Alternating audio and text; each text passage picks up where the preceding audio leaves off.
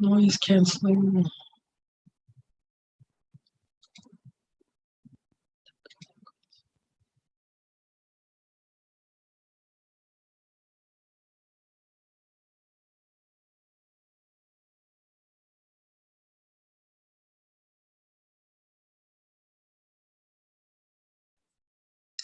We can hear you, Counselor Murphy. Now we cannot hear you. Yeah, it was funny when they were putting the $5 We can grand. hear you, Counselor Murphy. Oh, yeah. Now we cannot hear you. Bear with So me. yeah, when they were putting it in, I said, so yeah, it was funny. Are you doing mine? Putting the five and no. For $28,000 go for your shop. Yeah, no. Every serviceable address in. I think that's yours. And then what do you do? Well, They're making money. I presume that you're doing a presentation. Just to report. No, I didn't know that. Like, it does more than that. Well, I've never been to the point where it doesn't work, so. Yeah. I know, me neither. I think they're used to the space in this. Did you shower? People have concerns. Yep, about it just budgets. happened. Don't know the details yet. I've never been in town 2 minutes. I know water pressure.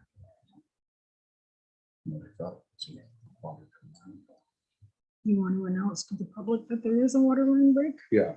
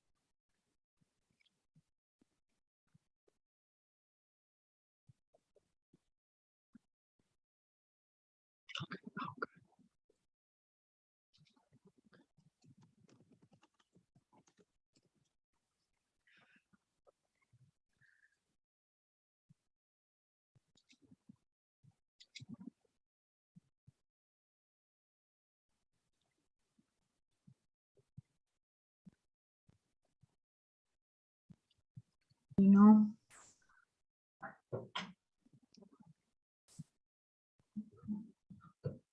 Yeah. Thanks, Sarah.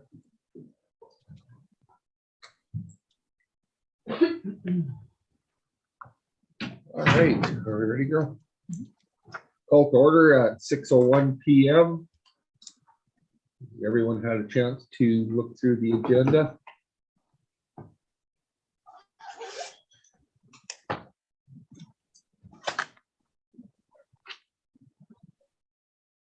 Yes. Okay, perfect. I will do a motion to accept the agenda. Council Campion, all in favor? Council Murphy, I put your hand up. Thank you. Delegations. Ascend. Jeff, are you alive? Can you all hear me? There you go. Okay, good. Yeah. Yeah, you bet. If everybody's ready, I can start going through the financial statements. Yeah. Okay, what I'm going to do is I'm going to try to share my screen here. So can everybody see that? I have the financial statements up on the screen. Yeah. Okay, very good. So I'll get going. I want to explain the financial statements. If anybody has any questions as I'm talking, please feel free to interrupt. So I will take us down. I'll start off with the audit report here. Basically, as far as the audit's concerned, everything went well. And right here, this first couple of paragraphs, our opinion. We're happy with the financial statements, and we're saying that they're in accordance with Canadian public sector accounting standards. Now, I will just carry you forward here, and if anybody has if you're following along on paper, we're going to the statement of financial position, and it's labeled page number 4 on the paper copies. So the statement of financial position summarizes. We're happy with. Go ahead. Well, just a little hiccup there, Jeff. Go ahead. Okay, sorry. The statement of financial position summarizes your assets and liabilities. Just kind of looking through the numbers here, we have your financial assets listed at the top. So you can see your cash at the end of the year, 4.8 million compared to 3.4. You can see your receivables. We've got 3 different categories of receivables listed on your statement of financial position. Taxes receivables, $94,000. Trade and other receivables, $810,000. You'll note that one's up quite a bit from the previous year, 453 in 2020. We do have some funds receivable from Harvest Sky at the end of the year, collected after year end, but that's the reason why that's up. And receivables from other governments, 1.3 million compared to just over $1 million in 2020. We have some included in the receivables from other governments. We have some receivables from the provincial government, your MSI grant funding, federal gas tax fund, and some funding from the Special Areas Board. So that's what's included in the receivables from other governments. Continuing on, we have your land held for resale, 1.2 million. You'll note that went down. So basically that's land inventory that you hold that can be sold to anybody, and there was a couple of land sales during the current year, so that's why that went down. Investments, you'll note that your investments went from 1.9 million down to 1.794. Now keep in mind that the financial statement reports your investments at your cost. Okay. The other thing that happened was your investment advisor moved some of your moved some of your funds out of investments, and it's actually held up in cash. So at the end of the year, in your investment account, there's about $435,000 of cash. So you know, just to explain that difference there, it makes sense. It's you know, just you know, whatever his strategy is there, holding a little more cash at the end of the year versus some of the government and corporate bonds that your portfolio holds. Then the next line item, loan receivable, that's gone. Previously, that was the golf course receivable. So total financial assets, 10.1 million compared to 8.7 in the previous year. Now, just to round out the statement, the statement summarizes your liabilities at the end of the year as well. They total 2.7 million. Biggest liability included in there is deferred revenue, 1.9 million compared to 679,000.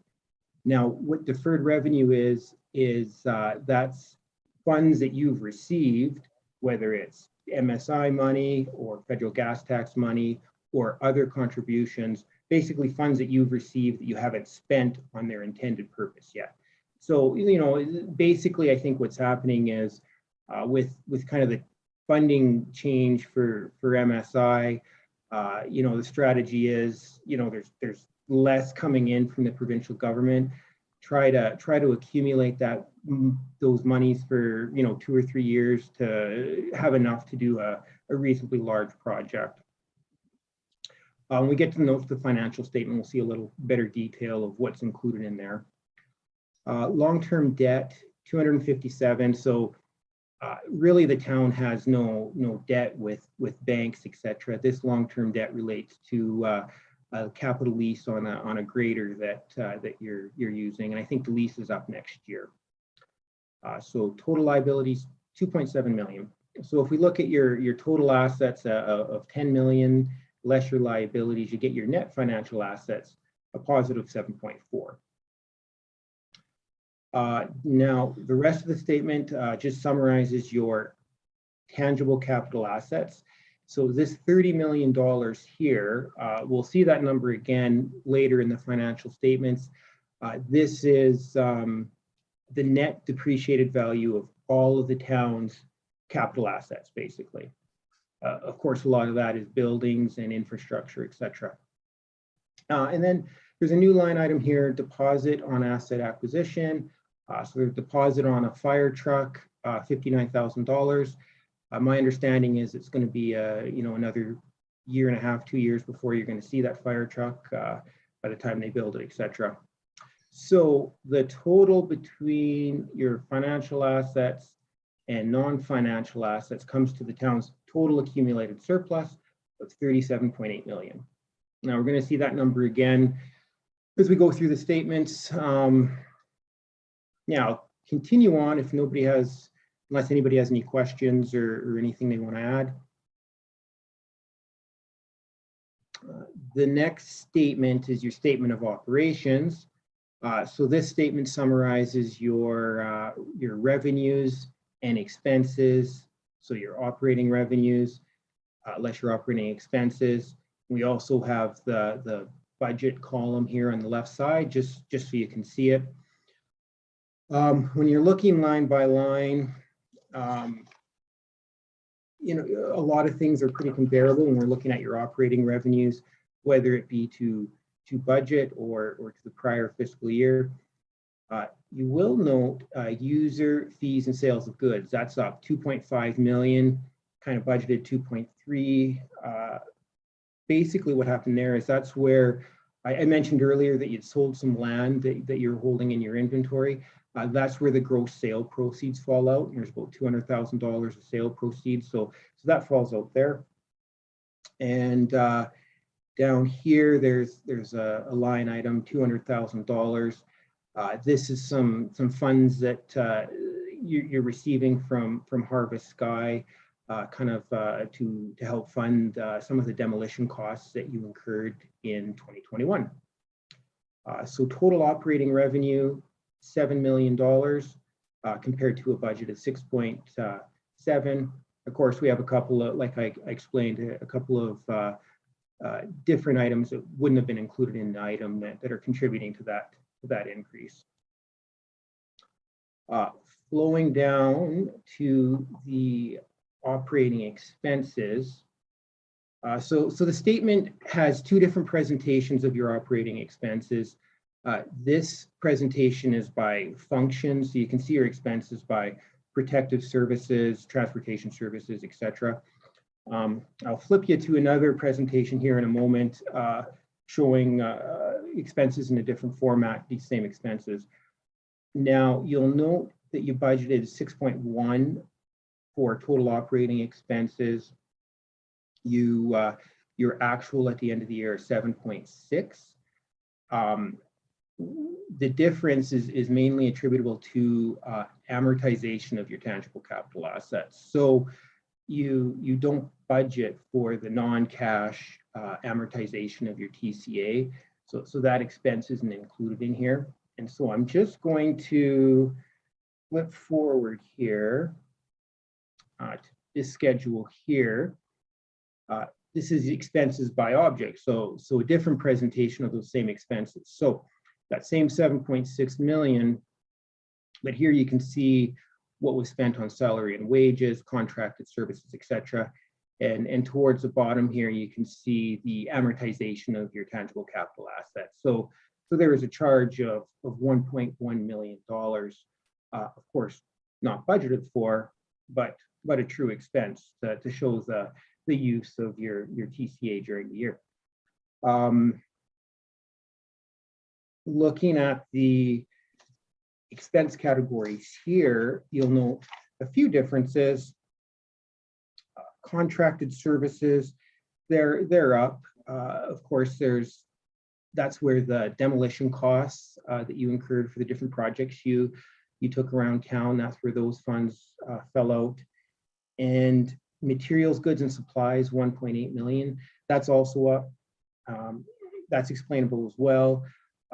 Water costs were up in the current year, and the cost of the land that you sold gets expensed in this category. So that's why that's up. And the last change I think I would note on this schedule is this transfers 216,000. What happened in 2021 is previous council had made resolution to forgive the golf course loan, and so it's been treated as a transfer to other individuals and organizations. So that's where that $60-some thousand falls out. Now I will take you back to that previous schedule. I think we're done here. So again, we're seeing those same expenses, 7.6, but again, you can see which department they belong to. I think the only thing I'll point out in this presentation of the expenses is subdivision land development, $583,000. We already talked about the fact that you had these unbudgeted costs for demolition and for cost of land that was sold in the current year, and that is where those costs fall out right here. So continuing on, your total operating expenses, $7 million up here. Total operating expense is 7.6. The difference being a shortfall from operations of $561,000. Keep in mind that includes non-cash depreciation of $1.1 million. The schedule also brings in your capital sources of revenue here. So some little bit of transfers from other governments, 78,000, and some donations totaling 285,000. Now that 285,000 includes funds from the Firefighters Association. It also includes funds from the Spray Park Association and the Poppy Project. So add all that together, and there's a small decline in surplus of 197,000. So from 38 million, sorry, at the beginning of the year down to 37.8 at the end of 2021. Now we'll make a little more, we talked about this surplus already, we'll make more sense of it as we go forward. So does anybody have any questions before I continue on? Okay, so I'm going to skip by a few of these schedules or talk about them quickly. There's not a lot of additional explanation needed, I don't think. This one schedule, this is a statement of cash flows for the town. Really, I just look at the subtotals on this schedule. Total cash provided by operations, 1.8 million. We used $570,000 of cash to fund acquisition at TCA, of course, down quite a bit from the previous year.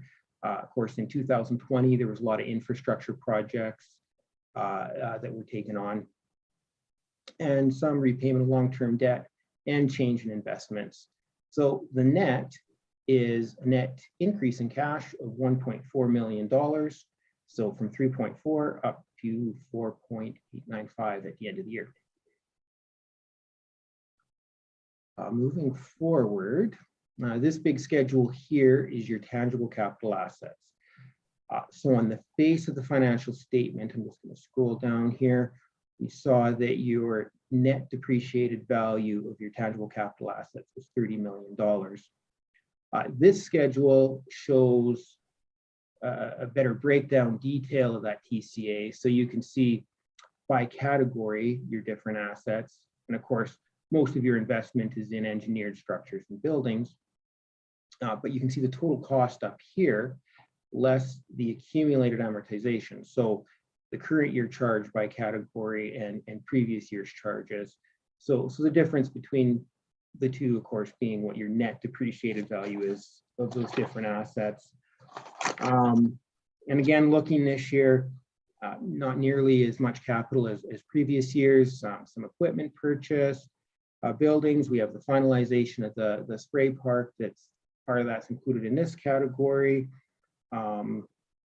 Smoke simulator for the burn tower, etc. So not a capital intense year like 2020. Some follow-up statements, schedules to support some numbers in the statements. So on the face of the financial statement, you saw that your net municipal taxes is 2.7 million.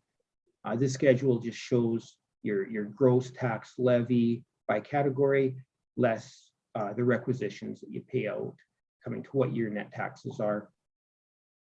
Government transfers. On the operating side, we have $898,000 of government transfers, a minor amount on the capital side, but of course we weren't doing the capital projects this year. Part of the, and I'm just going back up to the operating transfers, you'll see it's quite a bit lower than the previous year. 2020, municipalities in Alberta received some extra funding from our provincial government to help with COVID costs. So that funding fell out here. Of course, that's not occurring, so that's why the decline. Schedule 4, we've already talked about. Oh, go ahead. Does somebody have a question there? I heard something. No? No, I think you're good, Jeff. Okay. Maybe somebody was just coughing, sorry. Object, we've already talked about these expense presentation. And this schedule here, I think we should talk about for a quick second. This is your schedule of accumulated surplus. Now, we've seen your accumulated surplus in a few spots in a statement of $37.8 million. This schedule, I think, breaks that surplus down a little bit better. It breaks it down between unrestricted surplus, restricted surplus, inequity, and tangible capital assets. Of course, equity and tangible capital assets is your net ownership of your assets. So the depreciated value of your assets less any outstanding debt, that being the capital lease, comes to your ownership of $30 million in the capital asset. So of your surplus, most of it's equity and TCA. Also, there's $2.4 million of restricted surplus. So these are funds that this council or previous councils have restricted for different purposes or future projects. You'll see some funds coming in and out of this category this year. Of course, there were some projects that didn't get necessarily completed that were budgeted for, so the funds were set aside because the intent is that they'll be finished in 2022. So kind of a budget function there.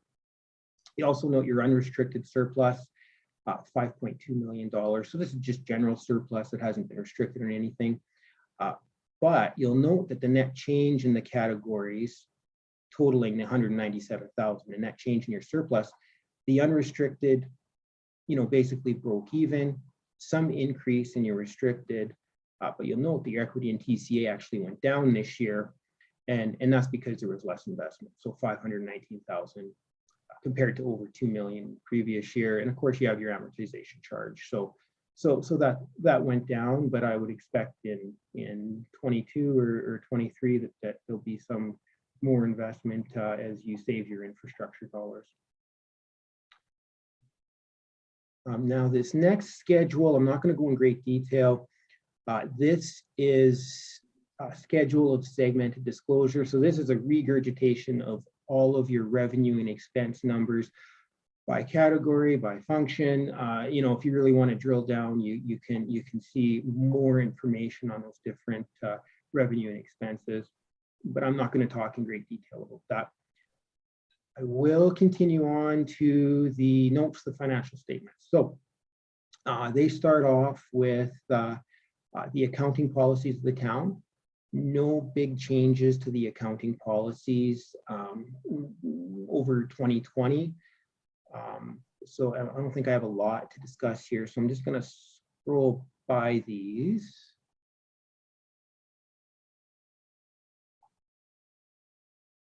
So once we get past the accounting policies in the notes, we have the rest of the notes. So starting with note number 2, your cash note, $4.8 million. Some of those funds are restricted for future capital projects, grant funding that you've received that you haven't necessarily spent yet. Taxes receivable. So on the face of the statement, we saw that ratepayers owes the town $94,000. Here, the advantage of this note is you can see what's current. So current taxes versus taxes that are older than a year, $45,000. Really, when I look at this number compared to a lot of other municipalities we audit, compared to what your tax revenue is, this is actually pretty reasonable compared to a lot of municipalities that I'm seeing these days. Jeff, to interrupt on that note, Kyle here. Those arrears taxes, is that a fake good news because we took title to a bunch, or what happens to those in arrears? Are they still there? Can you just repeat the last part of that? You just broke up. So the arrears taxes that got significantly better, what happened to the land that we took title to? Is that still considered arrears, or is that? No, right. That's a good question. So land that you took title to, that you took over from I'm going to say delinquent ratepayers, basically those land, like the money that was owing on those properties actually goes into land held for resale on the properties that you now own. Okay, so there's some movement between the categories. Sorry? No, we lost you. Oh, did you? No. Just for a sec. Okay, you can hear me now? Yeah. Okay. So the arrears, so any of the land that you took back on tax forfeiture, any of the property taxes that are owed on that now represent your cost of those lands in land held for resale. So basically it switched categories. So that amount owing to you is still sitting there in a different category. So if somebody comes along and buys that property, you're gonna recover those taxes at that point. Okay. I think, Jeff, one of the big differences in the arrears taxes was we did have a couple of larger properties get sold. And then, of course, the taxes were paid then on those. So there was a couple of large debts owing to us on taxes that properties were bought out and then taxes were paid. Yeah. And it's I mean, I think there's been good progress on the collections here, and yeah, even at 2020, I think when you look at what was outstanding compared to your total revenue, it wasn't bad when you compare it to some of your neighbors, but I guess there's always work to be done in that category either way. If we're good there, note number 4, just like I mentioned, your investments are reported on the face of the financial statement at cost. Here, you can see what the fair market value is at the end of the year, and keep in mind that you know, your advisor had moved a bunch of money into strictly cash that isn't shown here. So it might look like there's a decline, but there truly isn't. You're holding more cash than you did in the previous year. Loan receivable we've already discussed, so that's cleared up. Now deferred revenue, this is money that you've received or is considered receivable from other governments, and that hasn't been spent on its intended purpose. You can see that there's quite a bit of MSI money that's carrying forward, as well as Canada Community Building Fund or federal gas tax fund. So they've changed the name of this program on a go-forward basis. We also received some funds from the Special Areas Board, $325,000. This is set aside for the fire truck that's going to be delivered in the next few years. Yeah, just some other minor donations, etc., that's being tracked here. But so you're sitting on 1.9 million of funds that are receivable or in your bank that haven't been spent on their intended purpose. Note number 7. So on the face of the statement, we saw that there was $324,000 of employee benefit obligations payable. Here you can see a breakdown of vested sick leave, vacation pay, etc.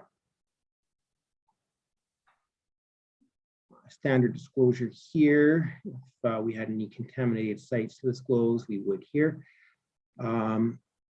Long-term debt, like I mentioned, we have the only debt we have is a capital lease obligation on a grader, and this shows the principal due over the next few years. Of course, that grader is the lease is up in 2023. Now, going along with long-term debt, note number 10, your debt limit note, shows what you could borrow. So this number is determined by the total operating revenue of the town. So basically, it's saying that you know, at your max, you could borrow, say, $10 million, and annually you could service $1.7 million. If there was going to be any borrowing contemplated, you got to stay within these limits, of course. Equity and TCA, we've already talked about this. This is just your net ownership and your tangible net book value of your tangible capital assets. And accumulated surplus. So we see this number yet again in your statements, $37 million. Of course, we know this. We've talked about this lots. The advantage of this note is we can see your restricted surplus and the different categories that funds have been restricted for future projects, etc. Note 13 just discusses some trust funds that the town holds on to and administers. And we got some standard disclosures here as we wrap up the notes. Just some reconciliation of the budget to these financial statements, just to make sense of that. Basically, you can see here that you budgeted $8 million of revenues and $8 million of expenses. But the way this financial reporting works is it doesn't come out like that on the financial statement. So this is just a recommendation for that purpose. And note 16 is a required disclosure showing salary and wages of council, CAO and designated officer being the town assessor. And disclosure for your local authority's pension plan, what you and your employees have contributed. Then we just have note 18 here, just a summary of a few commitments that the town has with different organizations. And I think that is really everything I wanted to bring forward. Approval of the financial statements, that's going to be next. We're going to look for council's approval. So like I said, as far as the audit was concerned, everything went well. We've got no big matters or points to bring forward to council. Does anybody have any concerns or questions that they want to bring forward to me?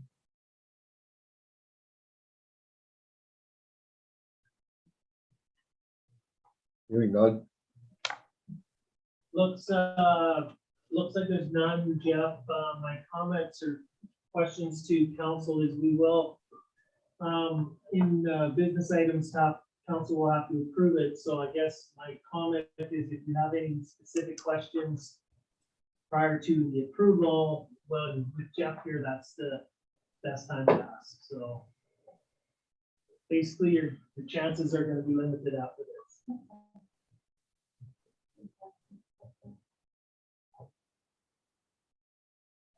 Hearing none. Thanks, Jeff. Really appreciate that. Need a motion from council to thank Mr. Jeff Waffle, CPA, for his presentation of the town of Hanna 2021 audited financial statements. Councilor Cole. All in favor? Carried. Thanks, Jeff. Okay, thank you very much. Have a good evening. We'll see you all later. You betcha. Next on our agenda is the Hanna RCMP new detachment commander. Hi. Hello. Good. Come up and step right up to the hot Just into seat. the podium here? Or? Yeah. Okay. Well, thank you for inviting me to the council meeting. Met a few of you in person, but mostly it's just been over email. So wanted to put a face to the name. So been here for 12 days now, grand total. So I haven't seen the entire area yet, but I'm getting to know a few people and learning all the different places. So most of you got my brief introduction about my background. Most of my time with the RCMP was in British Columbia, so working in Alberta and Newfoundland, but mostly the same procedure. But just getting settled in, and I'd also looked at the community survey results that had recently come out from the survey that Sergeant who had been working with you on, and looking at those results and the priorities for this coming year for policing. So I'm always interested in community and council's input that they would like to see as a priority for the RCMP over the coming year. So my door and always open. Always just a phone call away as well. So does anyone have any questions for me? I've talked to you for 45 minutes. We covered everything. Covered a few things already, but yeah. The big thing for me is that I want to be available to hear your concerns. So if there's anything at all, just call it attachment, or I'm happy to come to any of the council meetings whenever you like. So. I'm Sandoval. Welcome to Hanna. Thank you. Your kids, are they active in sports or? Oh yeah, yeah, Or, Yeah, so hopefully they'll get involved in some of the activities yeah. that go around and stuff. So Yeah, my son, pretty active hockey player, he's 8. that means he's going to golf. I don't think he's ever tried golfing. Well, Kyle's the one to talk to. Good junior golf program. Junior golf Oh, program. yeah. My daughter does a lot of Highland dancing. Oh, So, they've both done a little bit of gymnastics but mainly soccer and hockey for my son and dance for my daughters. soccer, I think they just keep registration. But your family's not gonna be here till Probably July-ish. end of June, yeah, early July. So we're just gonna finish out the school year.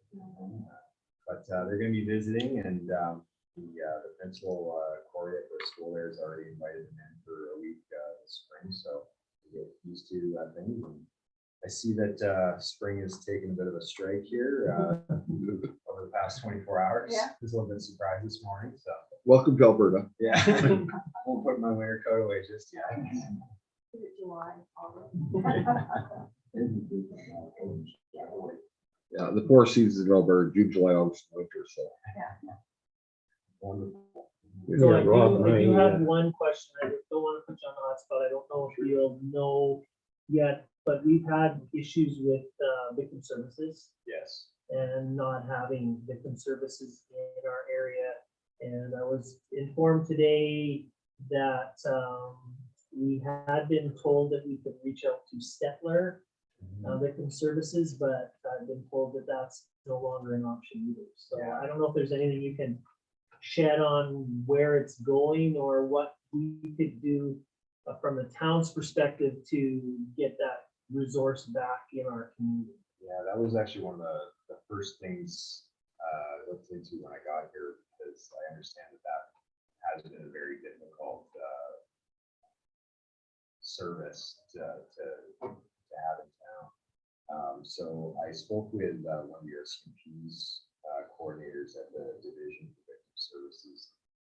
She advised me that apparently my understanding is the province is working on coordinating something at the provincial level, and there should be an announcement soon on that. My understanding is some sort of a regionalization of victim services so that there's more uniformity across the province with victim services. But that's the initial information I have. But so I've been told to hold fast on that for now. But when I do get more information on that, maybe I can come back and discuss that with council. Yeah. I think that's an important service that we do need in the attachment. It's definitely a valuable asset. Yeah, because I think we've been without any direct victim services for, I'm gonna say 3 years at least. Say 3 to 4. Yeah. It's coming so- for. So it's been obviously a service that's needed and missed here. And I know there's a separation between the RCMP and the province in terms of the province administers this part, the RCMP are here.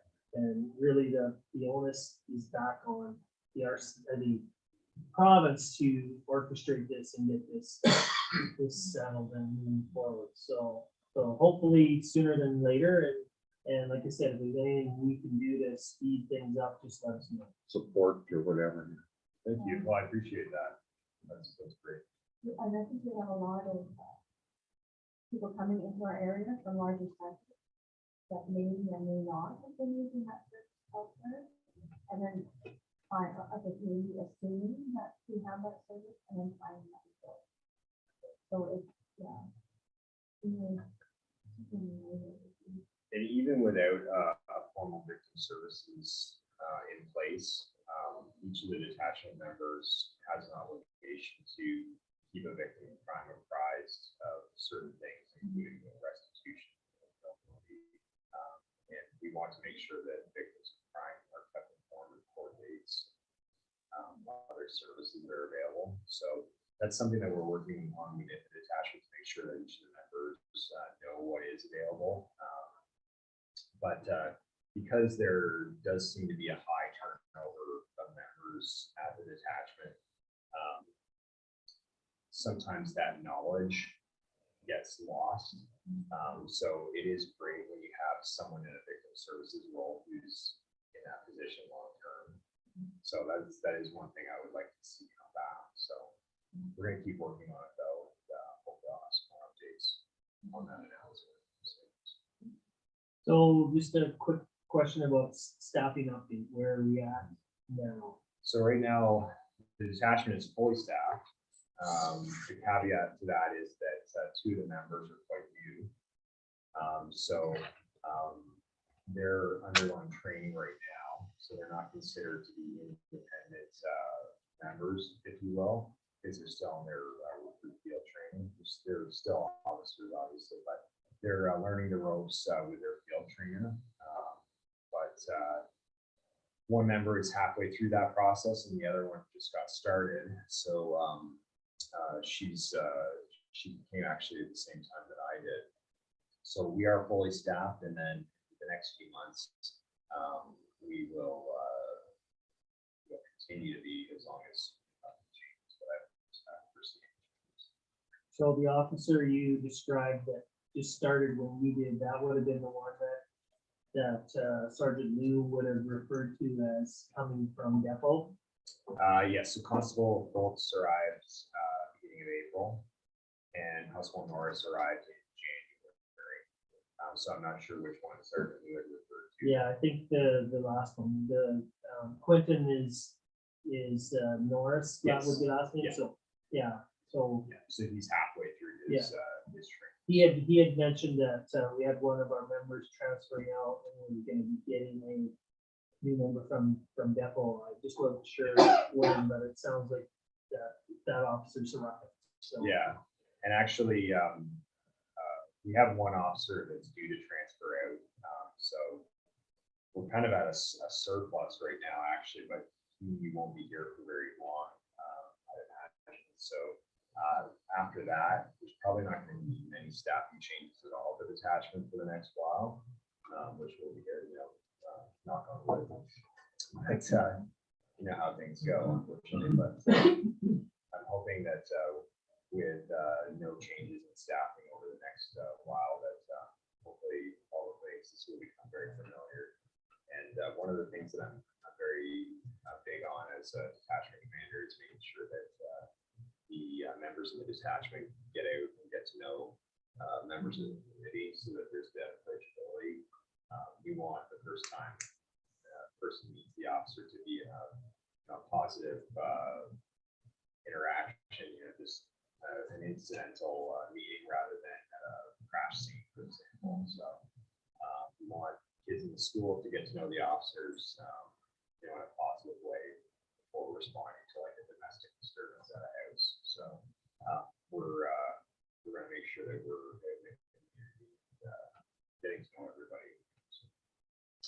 Well, I hear tell you have some horses. I have a couple. Oh, yeah. If you ask me if I rode, I would say not really. That's mainly my wife. No, because I have a granddaughter that is just crazy about horses. And Oh yeah. my two granddaughters are very high in the dance, so Oh good. maybe we could do a trade-off. Yes. Yeah, cross paths. Welcome to the community. You'll find when they go to Hanna, our hills aren't quite as high as the ones you came from. Well, I think I told maybe somebody that might know I'm from southwestern Ontario, which is extremely flat. So the hand hills are actually more hills than I had back in Ontario. So. Well, there is a hill just a mile north of town. Was my uncle's, it's now my cousin's property, but if you hear tell of a Campion Hill, that's where all the kids go tobogganing. Yeah, so Excellent. yeah. It's sad in the community where we have a hill with a name, but the hill, yeah. Okay, Rob, any other questions for Rob? Hearing none. Welcome to Rob Welsman. What is IOC? officer in charge. Officer. He couldn't put that in there, right? Officer in charge of the Hanna detachment of County Hanna, and update on the current CFP activities and attachment. Motion by Senator B. All in favor? We've lost Councilor Murphy somewhere. There he is. Perfect. Thank you, Rob. Thank you. Appreciate it. And I do have your number on speed dial, by the way. Thank you. Take care.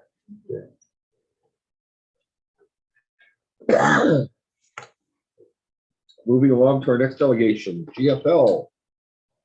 Oh, here we go. Yeah, you're up soon, Les. Hey. I think this is all COVID setup. Oh, yeah. Yeah, I was here last time for sure, and yeah, we have a different setup, but a while to be here. So yeah, I'm Sue, corporate operations manager for GFL. I see most of the faces in here. I recognize that. Some are new for sure. So yeah, based on the GFL, we opened up this facility here. I would say a few months ago. We worked on this facility for like last 2.5 years, I would say, and I was pretty involved. Then we came in here and worked with the team very closely and kind of talked about the facility here, and we were very excited to come here and work with Hanna town all together. So yeah, no, and now it's all done. We are working. Things looks pretty good. Yeah, and thanks for inviting us today here. I also brought Les with me here. He is working with South Bureau, and he has about 30 years of experience in sulfur. What we do is we generally help us out finding sources, different sources of sulfur, and we just get the sulfur from those sources. A lot of experience in sulfur. As I said, like some of the concerns that I'm hearing, I think that you guys have as well. He's the best person to answer these questions for sure. And I'm here for sure any other questions regarding the project or regarding the facility or anything. More than happy to answer. So just maybe before questions, Sue, can you maybe, I know you had it in your letter, but can you maybe talk about some of the changes, improvements to the site that you're doing that we're hoping mitigates some of the dust concerns, and you know, if you could kind of expand on that and timing and all of that. Yeah, no, I would say like we were working with, we started with AEP, that's kind of more important thing, I think, is why do open up this facility here? And yes, we got approval, we opened up application, and everything went well. We see all the documentation that we found as well. Yes, this facility we built right. So I know there was some concern about groundwater monitoring, and yes, we do groundwater monitoring. This facility is basically we have a big clay liner underneath, compacted 96% there. So any water that comes on, it's going to go right into the pond, and we have berms around as well. So there's no reason for any water to escape. So and we do groundwater monitoring from the source. They will report to the AG that what the requirement is that for the permit. So we do that. Soil monitoring as well. We do that as well. That's just that we just opened up last. We started this facility last I would say October, and we are working towards continuous improvement. So anything that comes out, we will kind of work on that as well to make sure we satisfy the permit. What we call like the permit thing.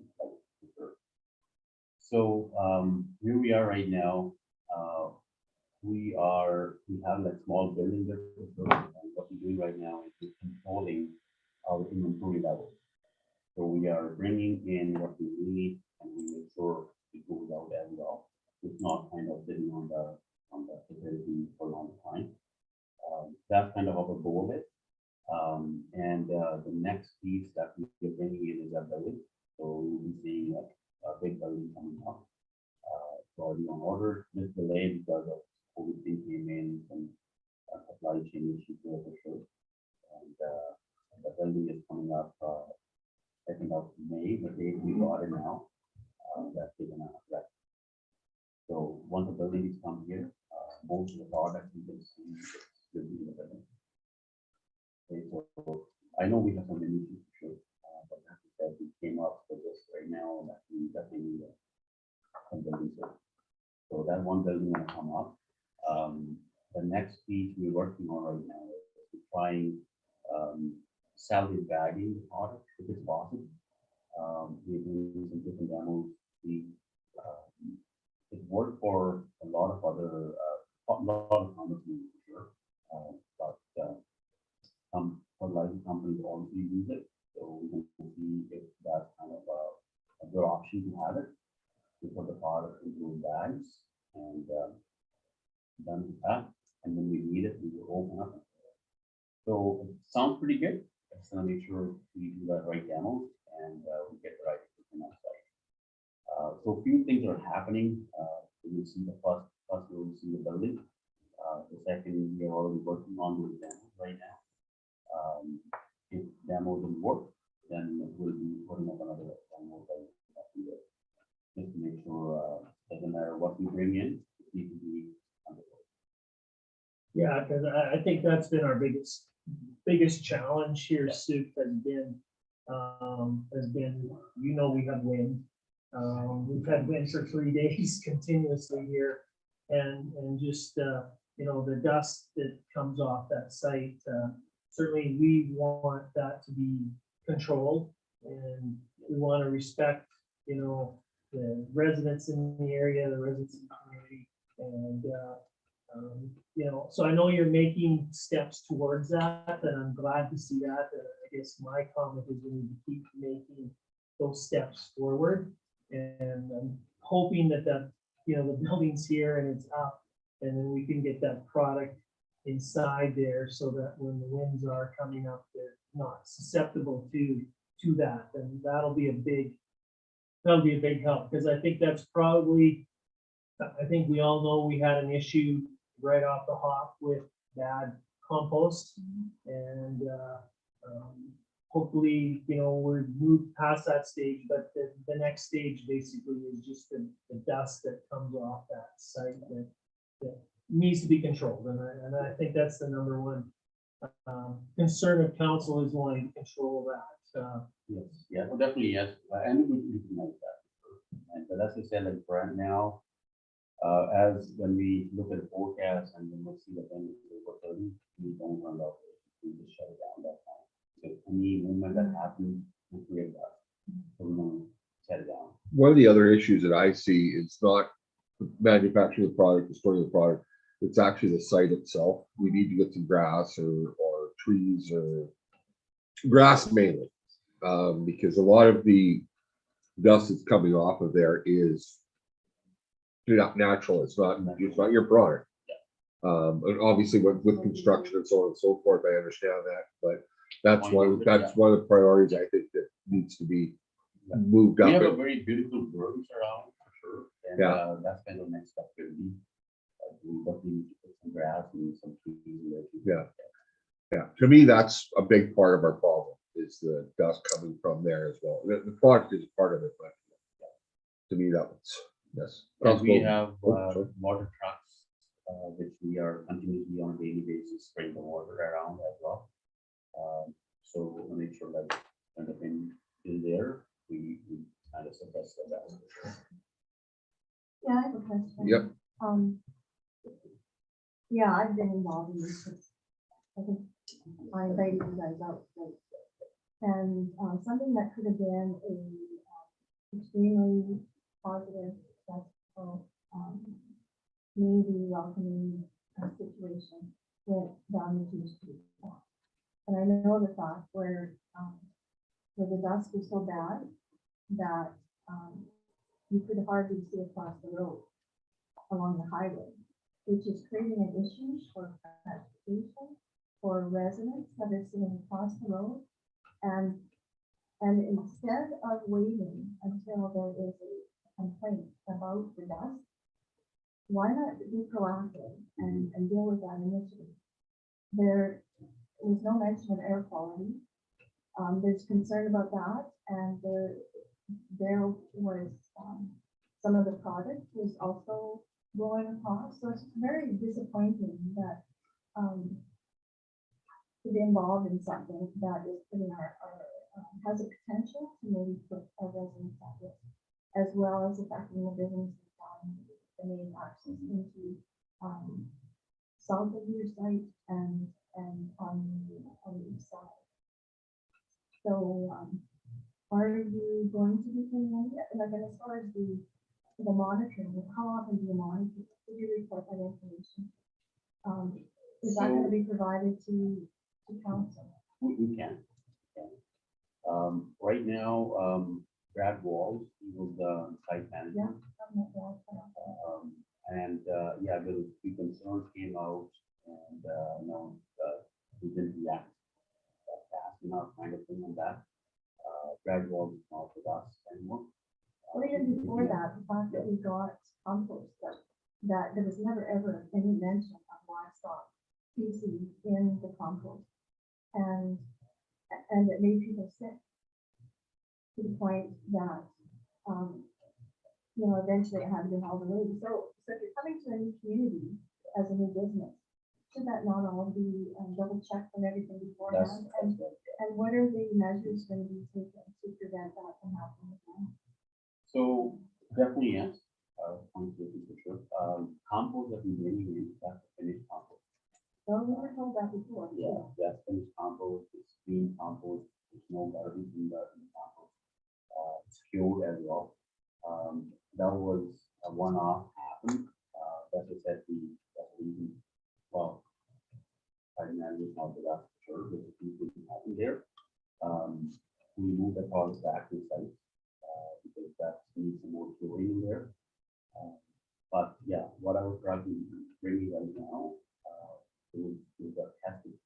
We thought that lab results, but we look at make sure before we move the product to Hanna there, it's all testing and ready to go. As I said, if you look at compost, it's no different compost you buy from the stores.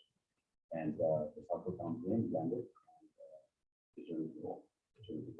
So is there going to be any air quality testing? So we are working on that right now. We are looking at any kind of some monitors. We can have like on the fence line.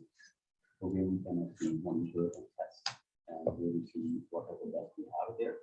So that is in process right now. Once we have some confirmed dates on that, we will share that information.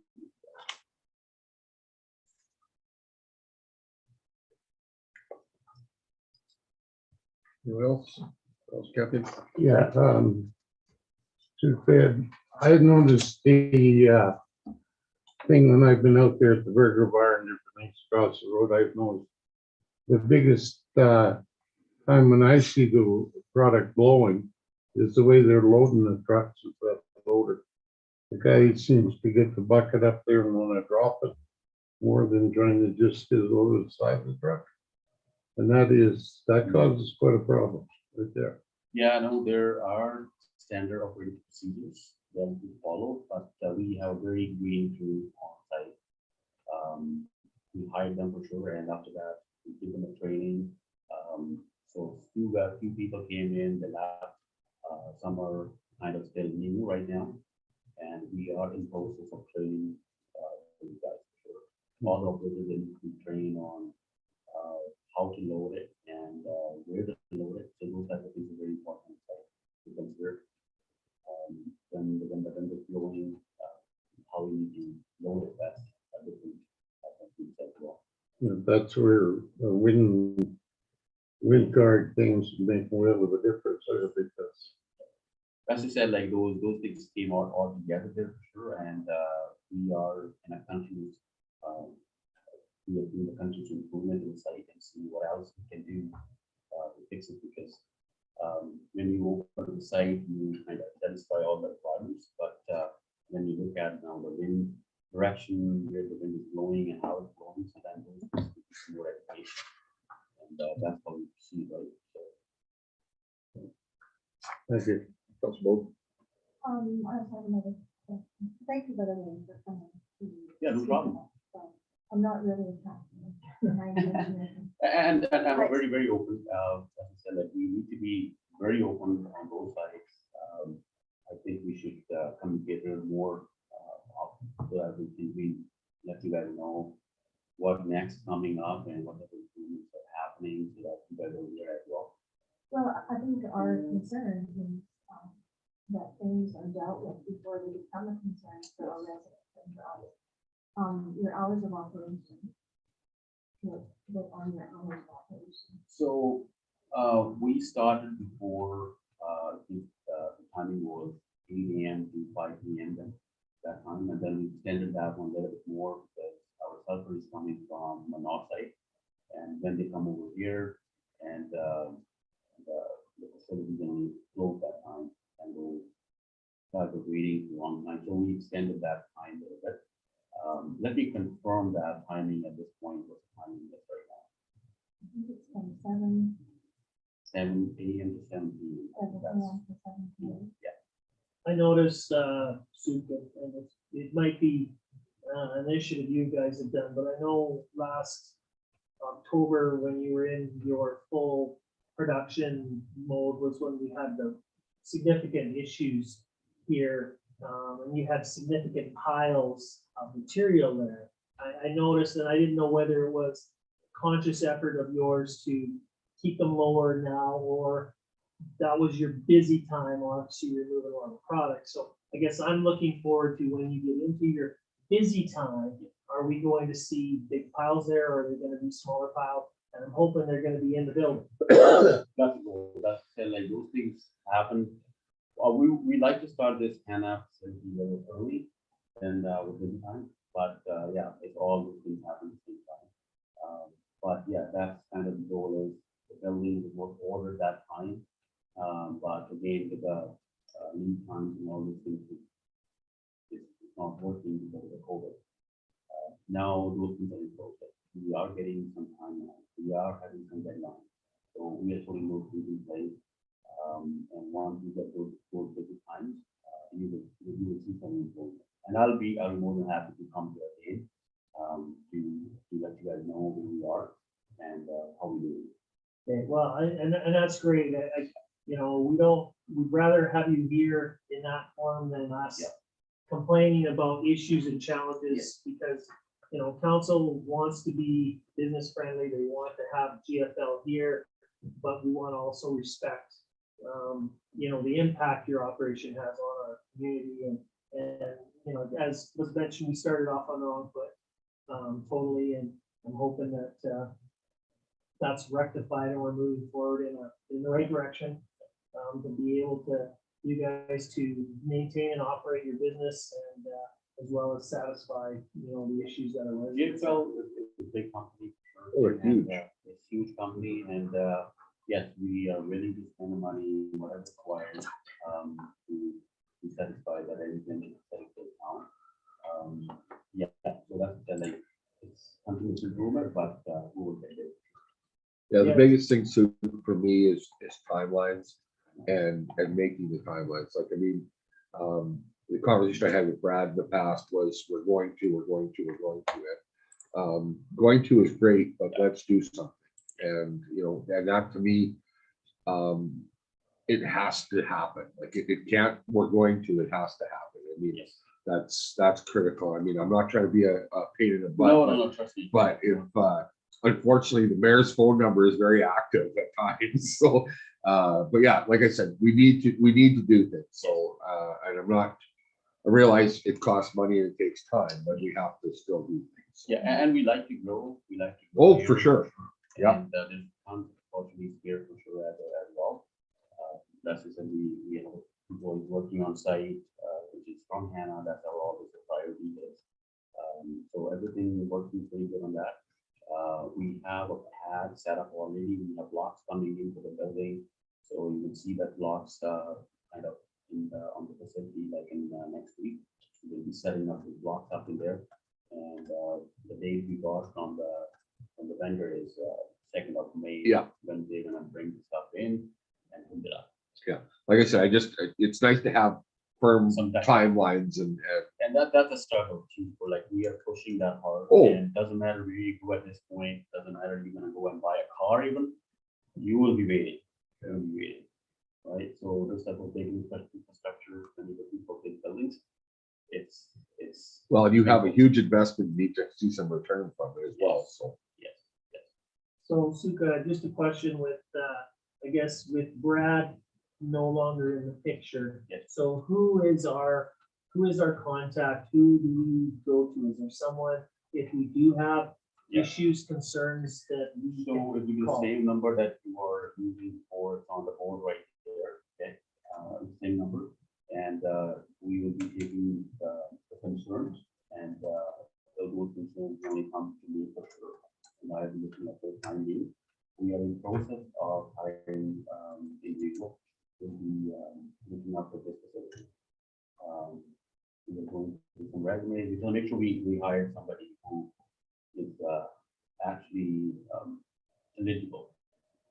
So that's why we're going to take some time for that we will get somebody. who gets- So if we have an issue, I can reach out to you. Sure. Okay. You would be my first point of contact. Yeah. Okay. Anything else?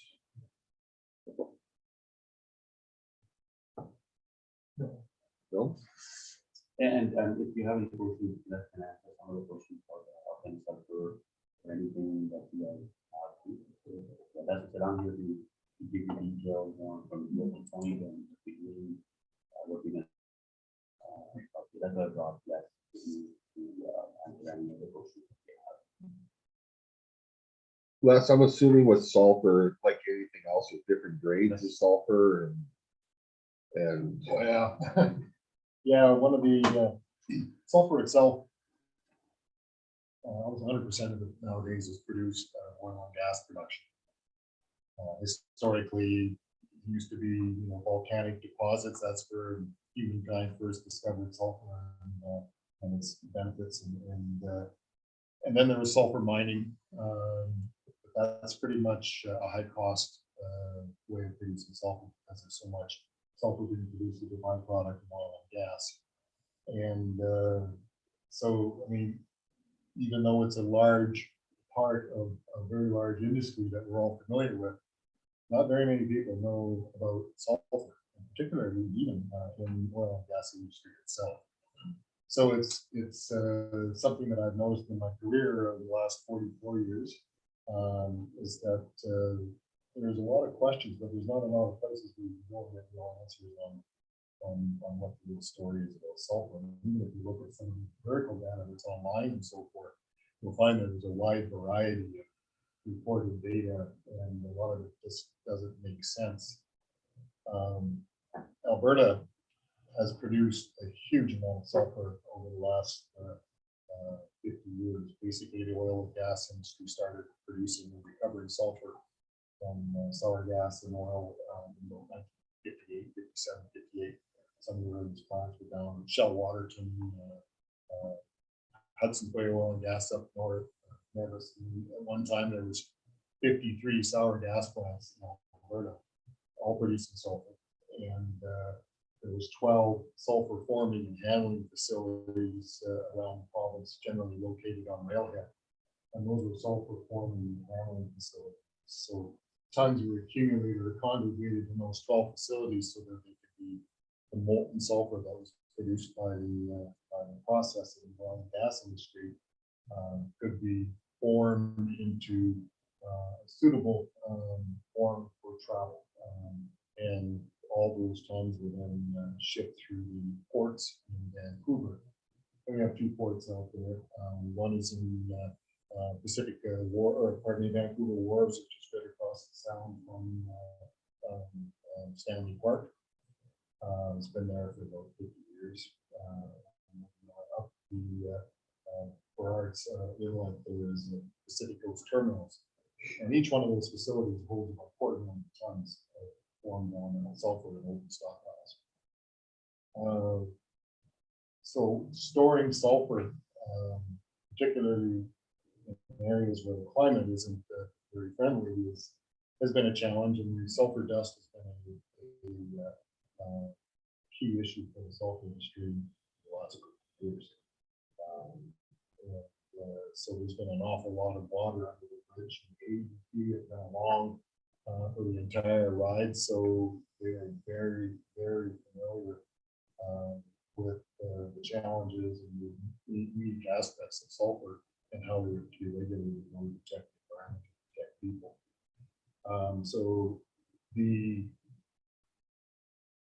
nature of sulfur is such that the AEP looks at how the sulfur then interacts with people, how it interacts with the environment, and they've set threshold limits in terms of how much sulfur can be in the air, how much can be groundwater, and how much can be in soil, and within those well-defined limits, time and time again, experience has proven that sulfur can be beneficial to the environment.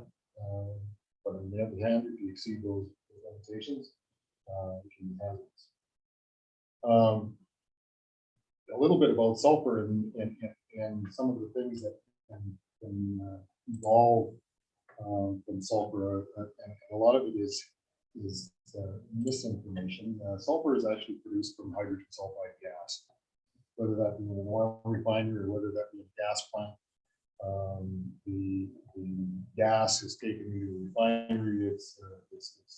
It's contacted with amine. The amine absorbs the H2S, goes to another part of the plant, reheated and boiled off, and the H2S comes off as concentrated H2S, which then is burned in a reaction furnace and goes through a catalyst bed, and the net result is pure elemental sulfur stripped off the oil and gas. The oil and gas produced sulfur is some of the purest sulfur that you can find anywhere in the world. In fact, sulfur is the purest element traded internationally, about 44 million tons a year, at highest level of purity, 99.9% pure. When you're recovering sulfur from gas, it is very pure because as compared to say sulfur recovery from a flue gas off of a refinery or partly off of a smelter, will have heavy metals in it, selenium, tellurium, and arsenic. Even so, Klaus produced sulfur, oil and gas produced sulfur, doesn't have those elements in, but it's tested for it nonetheless. It's on the international standards. The other thing is that sulfur, when it comes out of the reaction, sulfur recovery unit will have about 145 parts per million of H2S and about 20 parts per million of sulfur dioxide, SO2. First thing that we do in the refinery or the gas plant is to strip that out. It's dissolved in the molten sulfur, similar to CO2 in your beer. Left over time, it will eventually evolve out of the sulfur, go flat, if you will. But the degassing process and refinery speeds that up so that they don't have to have residence time. They have a chemical process that causes the reaction. It's going to take the 145 parts a bit. That's right. But the standard for produced sulfur and formed sulfur shipped overseas is 10 parts per million. It's a voluntary standard. You won't find it written down any place, although I've seen a few specs in other parts of the world. But generally, it's a given that your sulfur is going to be 10 parts per million. OHS now burns 10 parts per million $30. Yeah, that's the standard for exposure. The 10 parts per million by weight in sulfur, and they determined that was the lower explosive, or that's the maximum amount of H2S that could be made in the liquid sulfur, so that when it was loaded in a rail car and the rail car rocks down the railroad, that H2S evolves out, and they didn't want it to exceed the lower explosive limit in the headspace of the car. And they did a number of different tests and determined 10 parts per million makes it safe. The side issue is then it becomes a main issue. As it turns out, it becomes that it's very safe for those of us who are working in the industry. Forming plants, counting the sulfur, loading ships, offloading ships, terminals, all of these things H2S is a poison and then we go through the system that has to be removed. So the sulfur that is being brought into here is recovered by the oil sands process up in Syncrude. It's being stored in sulfur blocks up in the mine site. The economics of recovering that sulfur in the block, remelting it, and forming it into granules or flakes or slates or quills to send it into the international offshore market was prohibitive, cost prohibitive, primarily because of the transportation costs getting sulfur out of Port McMurray and to the Tidewater in Vancouver. So there's been about 10 million tons stranded in the mine of Fort Mac. GFL has come along and has a value proposition, which means that the costs of the railroad, the costs of the ports, the shipping costs overseas are stripped away, and so now you're looking at recovery and transportation to a local sites within North America, within Alberta, Saskatchewan, Manitoba. Suddenly that material became economically viable. So a byproduct that has been sitting there languishing has now become a resource for Albertans that we can see that stuff being used to grow crops. The sulfur being poured into a block, assuming that it's got 10 parts per million of H2S, when you pour that sulfur, it pours out onto the surface of the block. It's like repeatedly flooding a skating rink over and over again, and as the sulfur solidifies, you raise containment forms and it slowly rises. Spreading that sulfur out over a wide area also releases a significant amount of H2S. Significant in the 10%, you'll get maybe 2% left. The period of time that the sulfur sits in the block, sulfur or H2S continues to evolve to the point where 10 years down the road, there will be zero H2S or SO2 in that sulfur. So sulfur itself is odorless. If you smell sulfur, and it has that rotten egg smell, you're actually smelling H2S. So I've noticed when I was at the site today that I don't smell sulfur, which is normal. I've been up to Syncrude watching them recover the sulfur in the block, and it's odorless. So H2S at this facility, because of the nature of the material being brought in, because of the history of the sulfur that's being brought in, H2S is a non-issue. There's been some comments made about the release of H2S, SO2 during the conversion of sulfur into sulfates. That is done in nature by biobacillus biooxidants. There are microbes that live in our environment everywhere, and they also have like sulfur. They consume sulfur and excrete sulfuric acid as a byproduct of metabolism, and that is how sulfur is converted into sulfur. It doesn't release any gases. It's a natural process, and that's what makes elemental sulfur easily uptaken by plants. Is that conversion? These microbes are everywhere. The acidity that develops is controlled by compost, and then of course that material is especially valuable for alcohol soda. Wes, just one question. I taught H2S training for 20 years. Yeah. H2S is also formed of an decomposition of organic material. Yes. So adding sulfur to compost, to me, would make H2S potential. If we're talking about sulfur, I'm just asking, Yeah. Les. I don't know. I'm just, my head's because naturally occurring H2S is from decomposition of biomass, organic. sure. Yeah, exactly. Yeah. So I'm just putting two and two together, and I'm hoping I'm not making 4 or 5. But if I'm not, that's awesome, and help me understand a little better. So. not that I'm aware of. Okay. Sue might be able to answer more of that because of the unique nature of mixing compost with sulfur. Yeah, I just, But from sulfur itself, it is not possible for it to evolve H2S. okay, and that's fine. I just, So when you see a pile of sulfur there, and again, this is where my expertise is in those piles of sulfur. yeah, And I can tell you that there has been a lot of sulfur sitting in stockpiles around the world, next to communities, within communities. And if it's handled properly and it is a safe and non-irritating. If you get sulfur in your system, your eyes are going to burn. Your eyes are burning because the sulfur is making a mild sulfuric acid, and your eyes react to it by water. It's not going to damage your eyes. I've heard of vision. I've been in the industry for 44 years.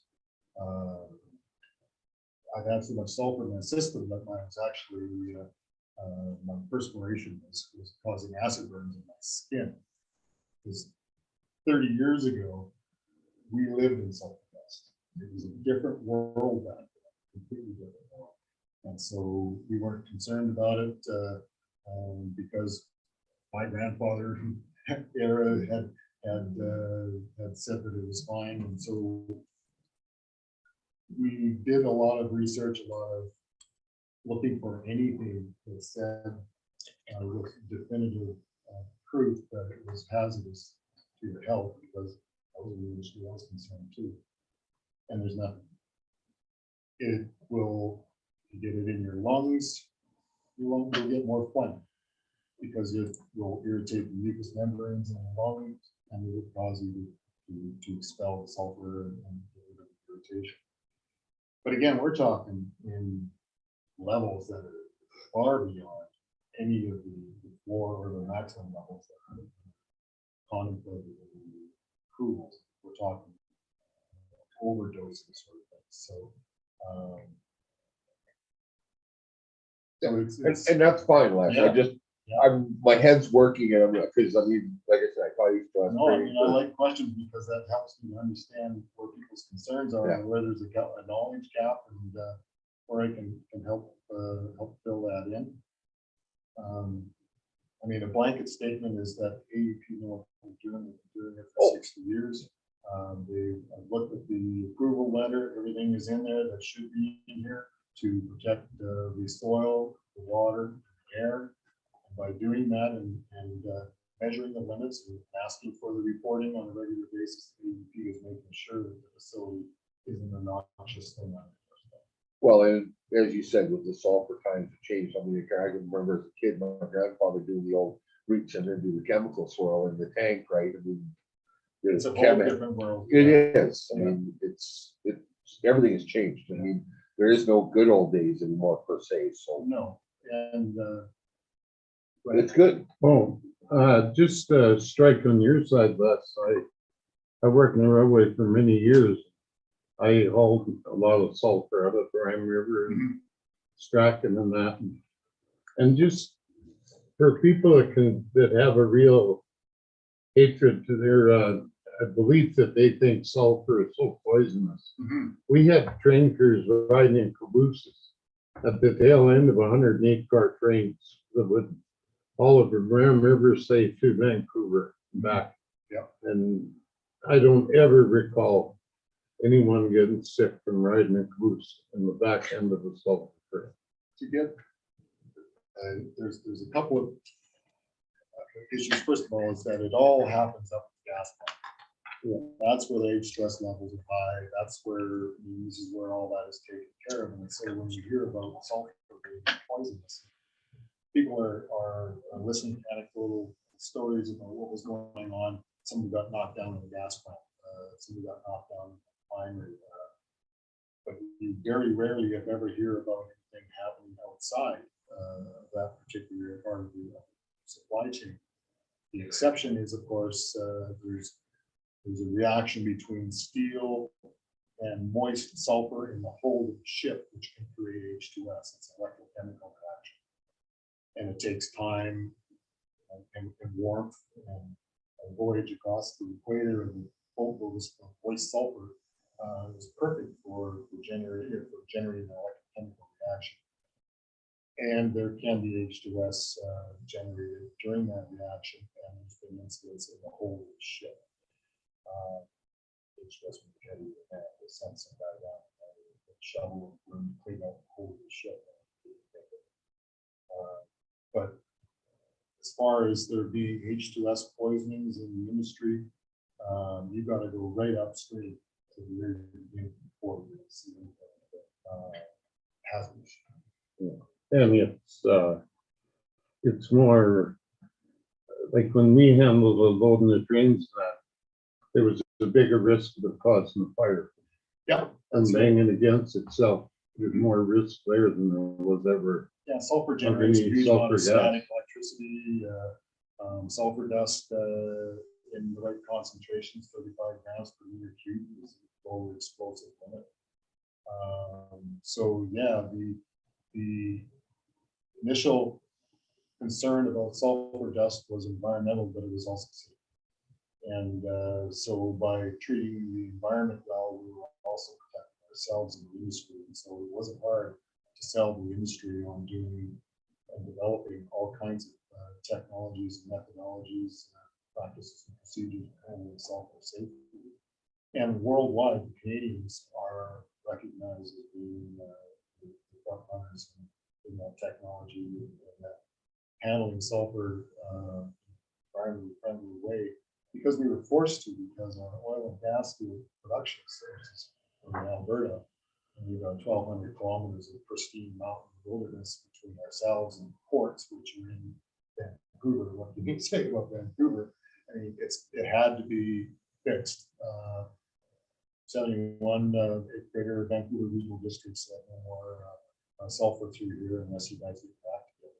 And the industry responded, and the benefits started coming back to the producers who were spending the money in enough ways that they began to push, and so we're both kind of a leader in hauling sulfur properly. And our technologies that we're developing in the oil patch are #1 in the world. Yeah, I was in the facility up there at Strachan. When the liquid sulfur come out of the ground, like come up and they ran it over the screens to make it into a solid, Mhm. and then pumped it in the pelleting tower. Yeah. You couldn't even smell. No. And the That filling couldn't towers, you know, they were the on vogue technology in the early 80s, and there was 4 of them installed, and they weren't cheap. And but then the environment started to take a little bit of a turn, and they began to realize that because of the raining sulfur droplets down inside these towers and backflowing into the air, they were taking a huge amount of particulates out of the top of the tower. And that was then dispersing downstream. They did the modeling, and they were actually had to crop dust with lime to maintain a balanced pH. Those licenses were pulled as the technology age, they were shut down. So an example of something that looked like it was going to be a really good piece of technology, but it had a fatal flaw in its environment, and it was recognized immediately, and that technology is gone. So the industry will respond to that sort of thing, and H2S was one, dust was another, and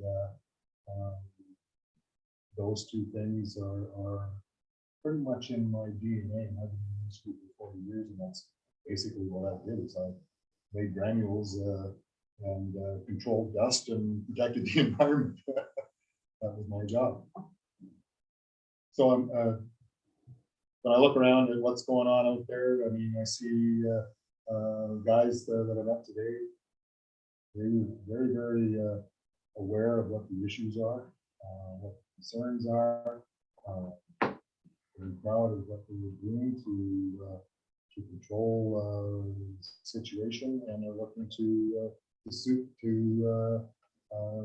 help them to do a better job and have a continuous improvement process. So from the outside looking in, I think the sulfur side of it is in great hands. I can't speak to the compost because I don't know that much about it. But there are ways and means of adopting some of the things in the sulfur industry to what's going on out here. And that's some of the stuff that Sue and I talked about. And some of the things that we need to Just a question, Wes, if councils. So we're certainly not experts. Been conversation about, you mentioned and Sue mentioned the water monitor, the soil monitor. My concern, or the bigger concern that I think I have, whether council does or residents does, is the air quality. So Sue has mentioned, air monitoring stations. What would you recommend?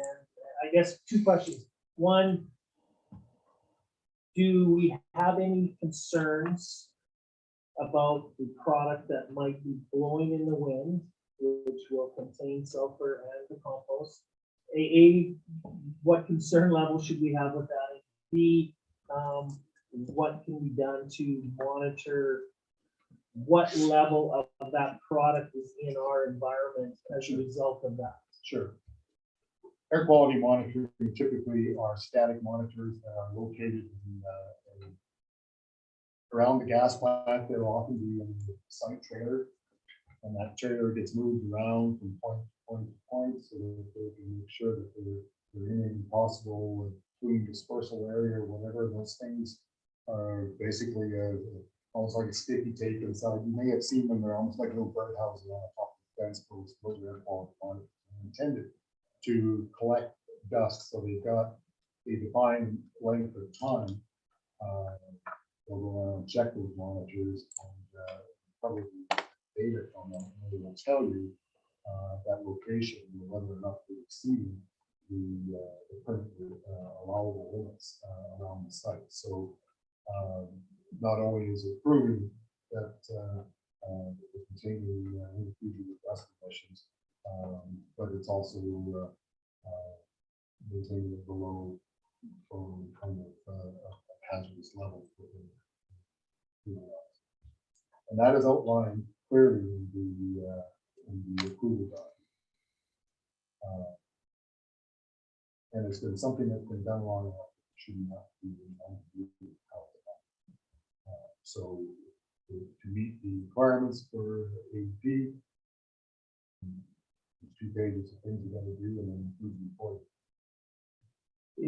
I guess just to follow up on that though, I read through the AAP approval, and again, I'm not a scientist. Right. I read through the AAP approval, and I don't recall seeing anything in regards to air monitoring. Yes, I read through it as well, and I believe that it's the last section of the approval document. They talk about water, they talk about soil, and then they talk about air.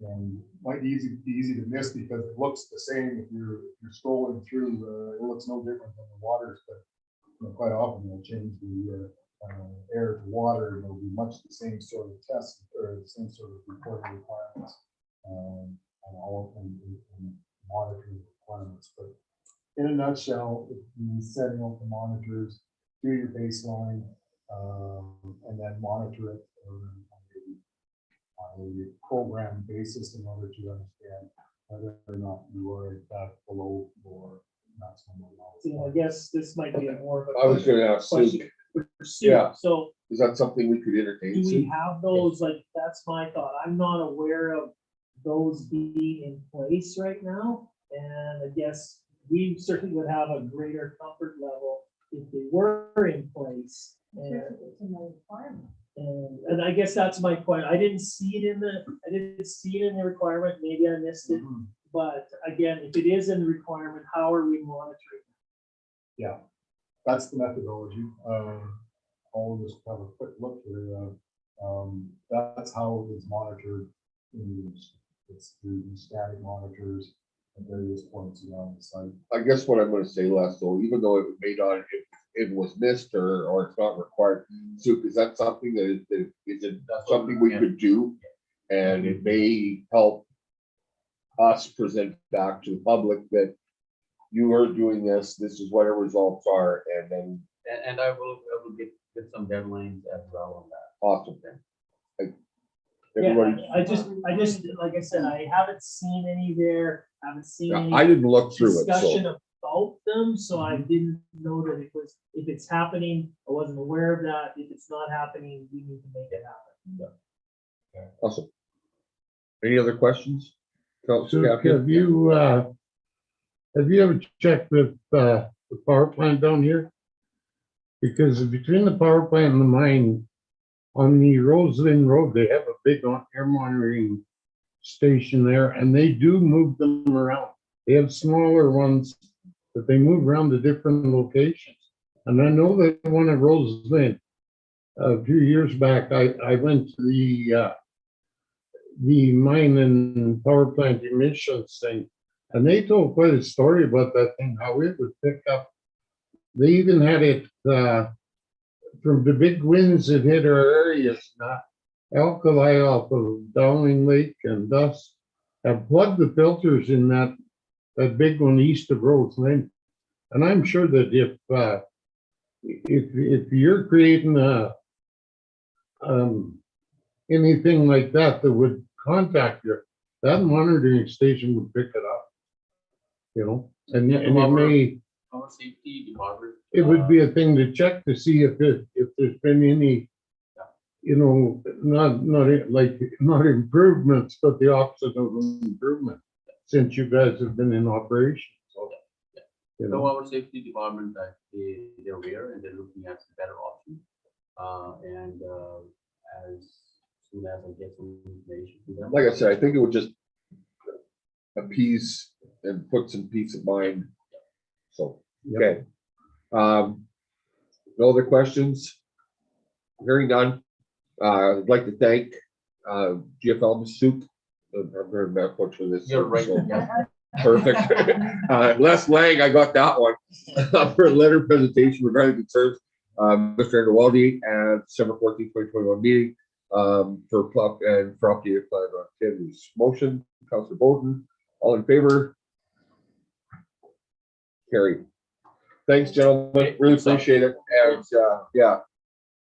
Thank you very much. Yeah.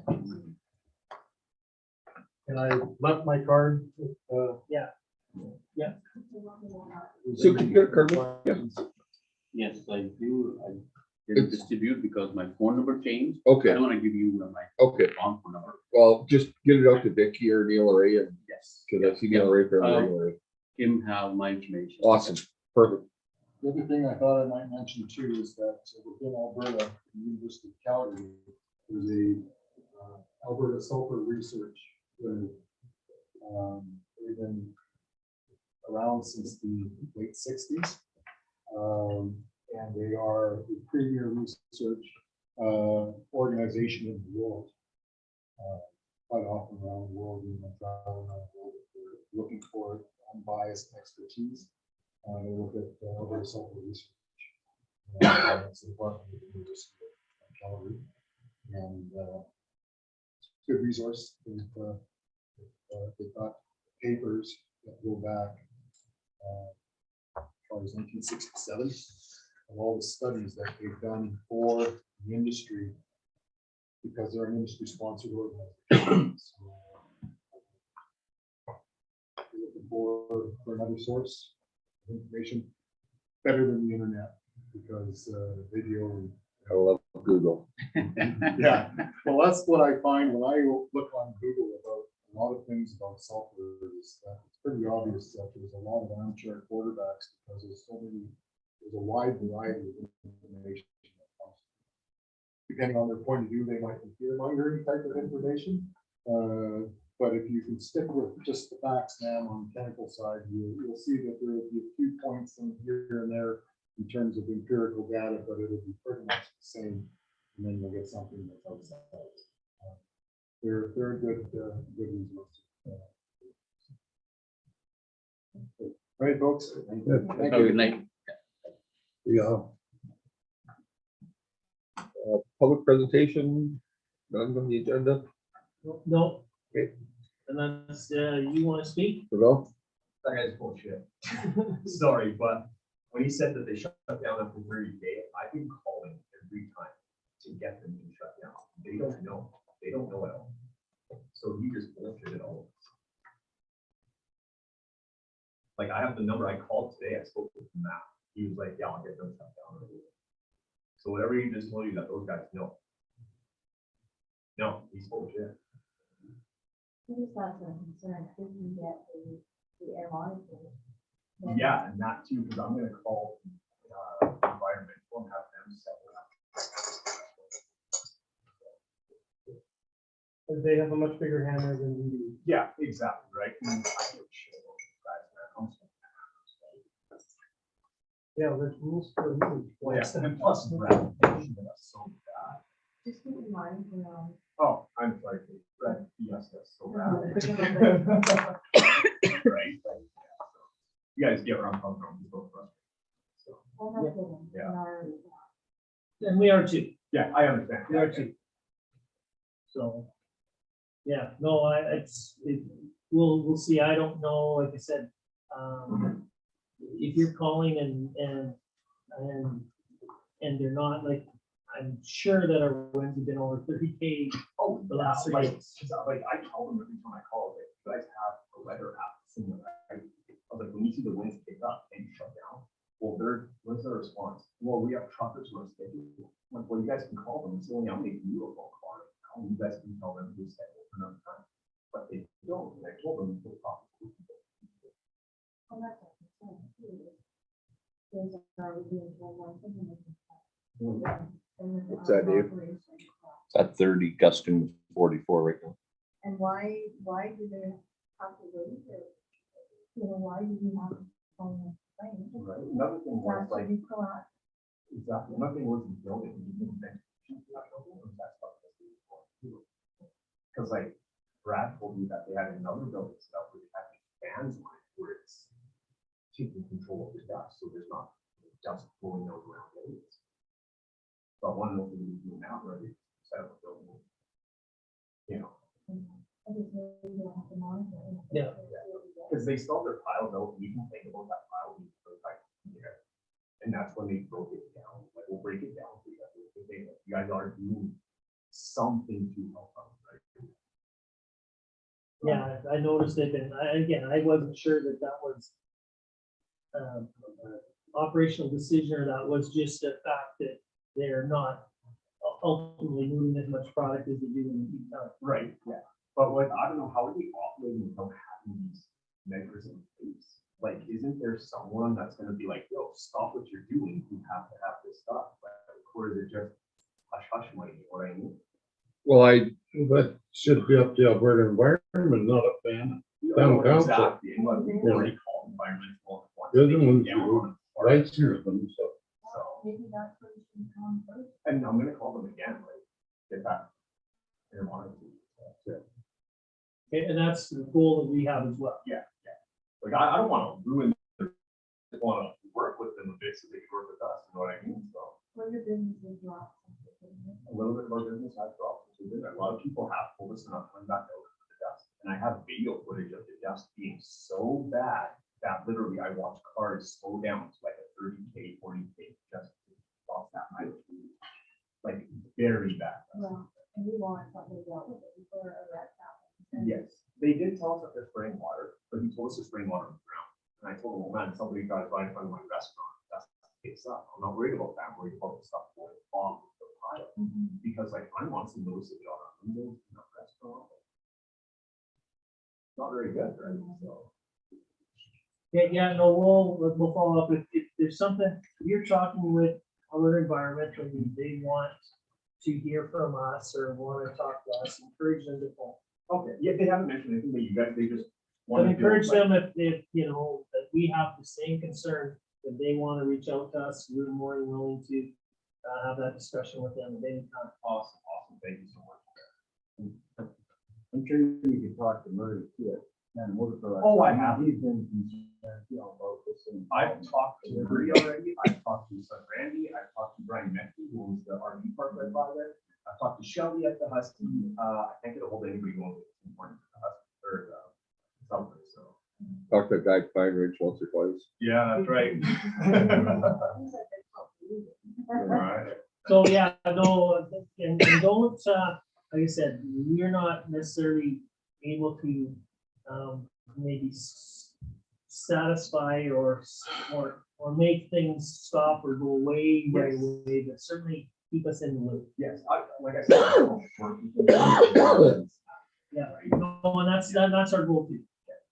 Would it be an advantage if you found I don't know.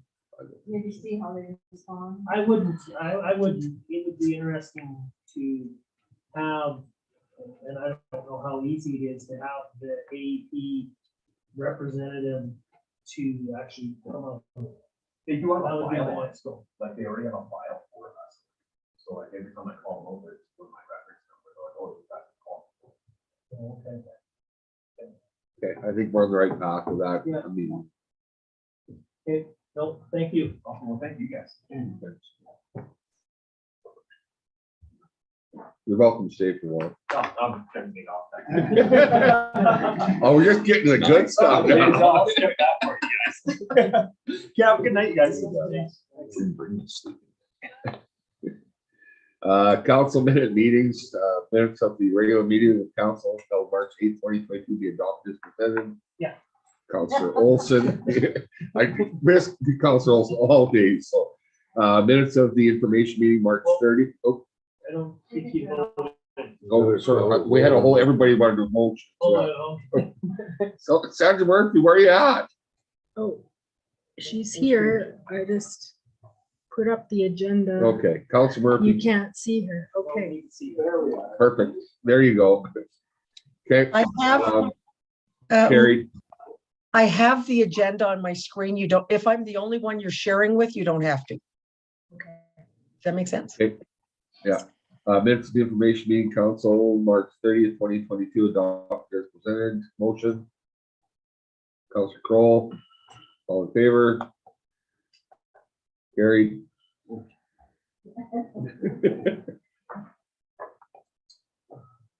Accounts payables.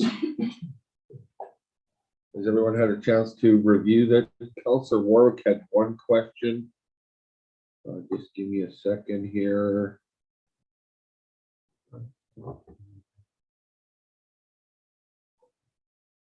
Councilor Warwick asked about an expense on check number 00962 Rocky Mountain Phoenix 10 SCBA bottles at 16590.00. I explained that it was to replace expired ones. Part of Mr. Mole. Part of the BA bottle replacement program. It was in our capital budget for 22 and Yeah, no, I just, continuing. Yep, I that's was what it just confirming that that's, I mean, that's what my synopsis was, so But the basis behind that is that the. they expire bottles have a annually. certain Lifespan. They're correct? 15 years. They're carbon 15 fiber now? bottles. Okay. Yep, that are good for 15 years. Our packs were, most of them were purchased starting in 2004.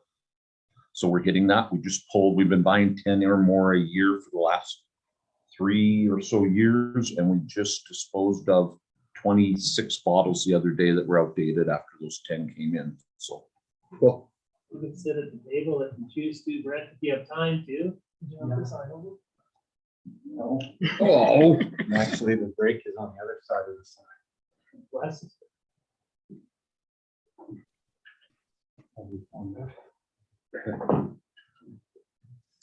okay. Mr. For I have- Councilor Murphy, Yes, I have one question about payment number 001004 to Sinclair Plumbing. It says sewer Jensen Residence Service. I'm just curious as to why the town is paying for someone's sewer. Just curious. I'll let Brent explain the situation. Okay, The reason we're paying for it is on after we did some investigation and cameraing, there's a sag that is on the town side of the piping.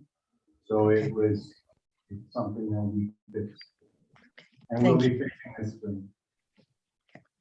Cool. Any others? You guys are an easy crew.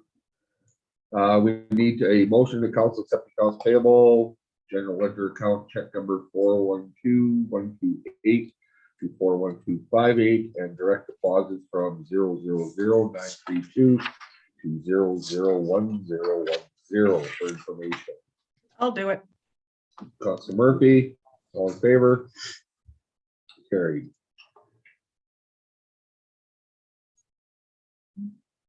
Statement of revenue and expense, Mr. Nell. Nothing to bring, but I'll certainly answer any questions that council may have in regards to it.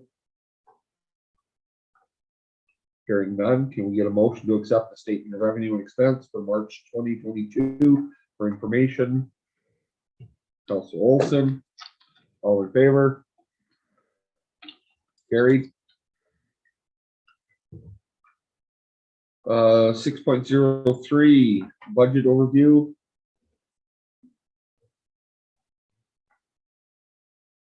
Councilor Nell, you want to speak about that briefly? Not Or CAO, council, sorry, CAO, no. at your high elected Sorry, but yeah. No, again, the budget overview is just a smaller version of the statement of expenditures, so Okay. nothing to point out unless there's any questions or concerns. Seeing or hearing none, council accept the budget overview for the 2022 for information. Motion. Councilor Campion. All in favor? Carried. Well, I wasn't sure if you were putting motioning or moving your pen around, I so. tried both ends, so I. Well, you're kind of in my bad spot. I'm giving up. This smack. You'll hear no more from me. Capital budget overview. Covered that.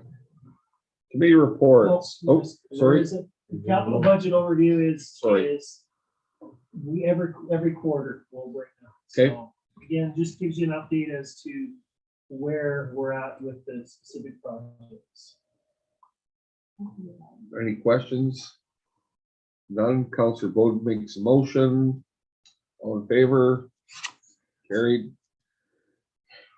Committee report.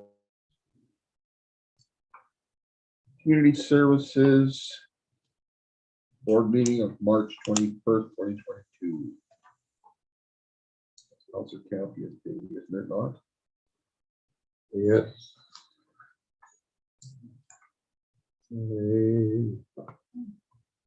I've seen something in there that I didn't. Think of what it was now.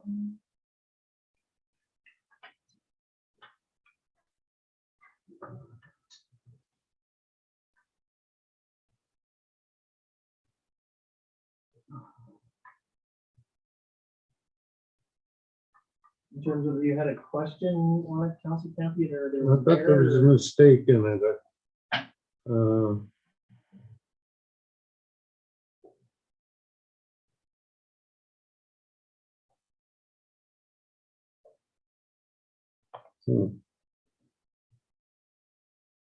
It's in the limit now. But I thought there was an error in it. So what I would suggest, Council Campion, if you find it later, let me know. These are draft minutes because they haven't been back to the board. So and then we can correct it for that meeting. Okay.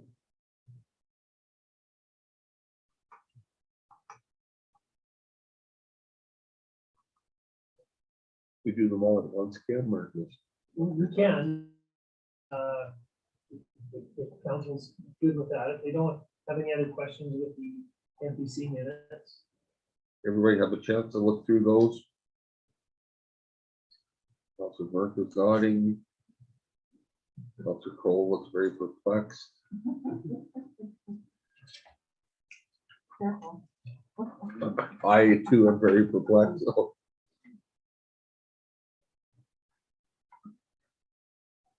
No questions? no questions. So can we get a motion from council for I following? think you have council Campion. Oh, Councilor Campion, sorry, buddy.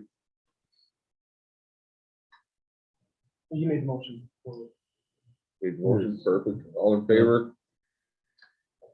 Carried.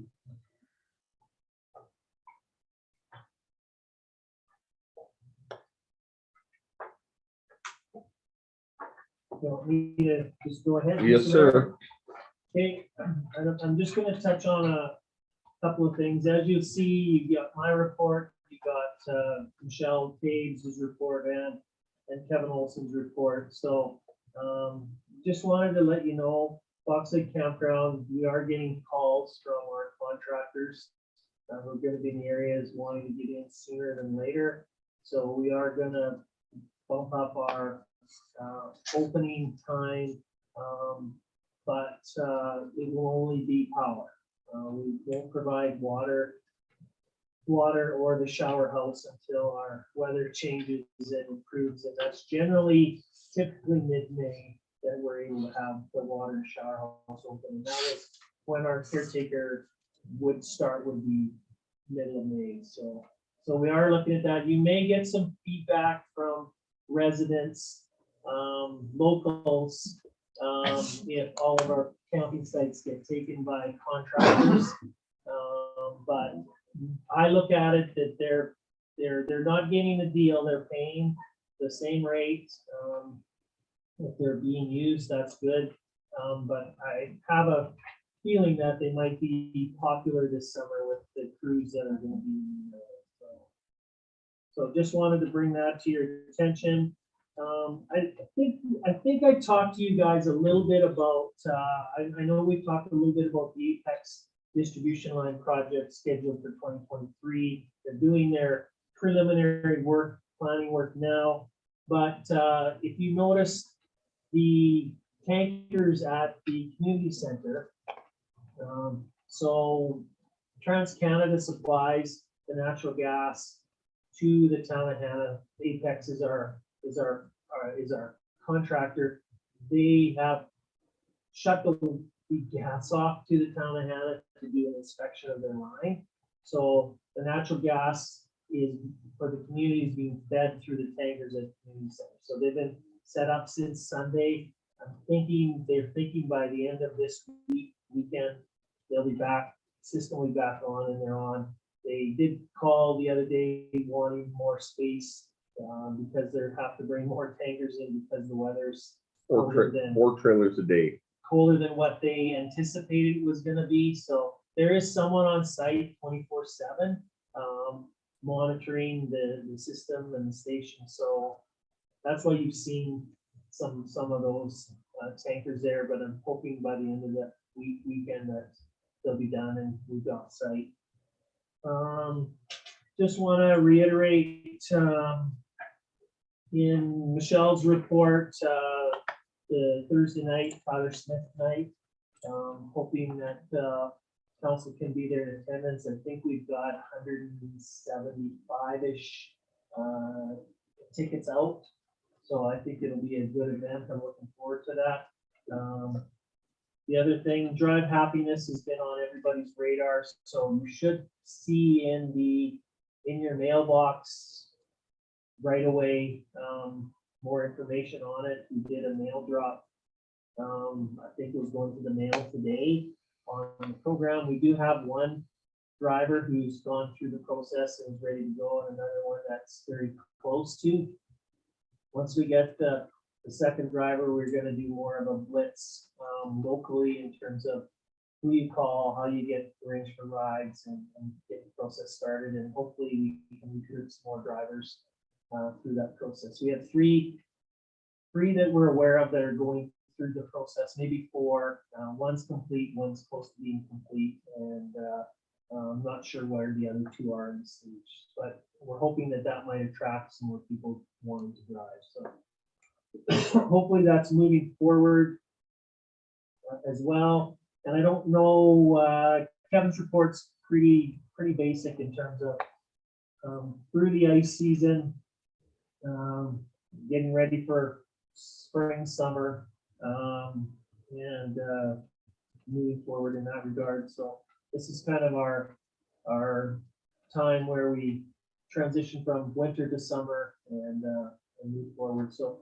they will have some seasonal staff coming on here in the next week or two, as things hopefully start to warm up, bring up, and get going. So if there's any questions on any of those, I'll do my best to answer. Any update on the condenser? Is it still I on don't have, we schedule? don't have any update on the timeline yet. Okay. Well, I just, It is gonna be, tight, in this supply chain challenged world.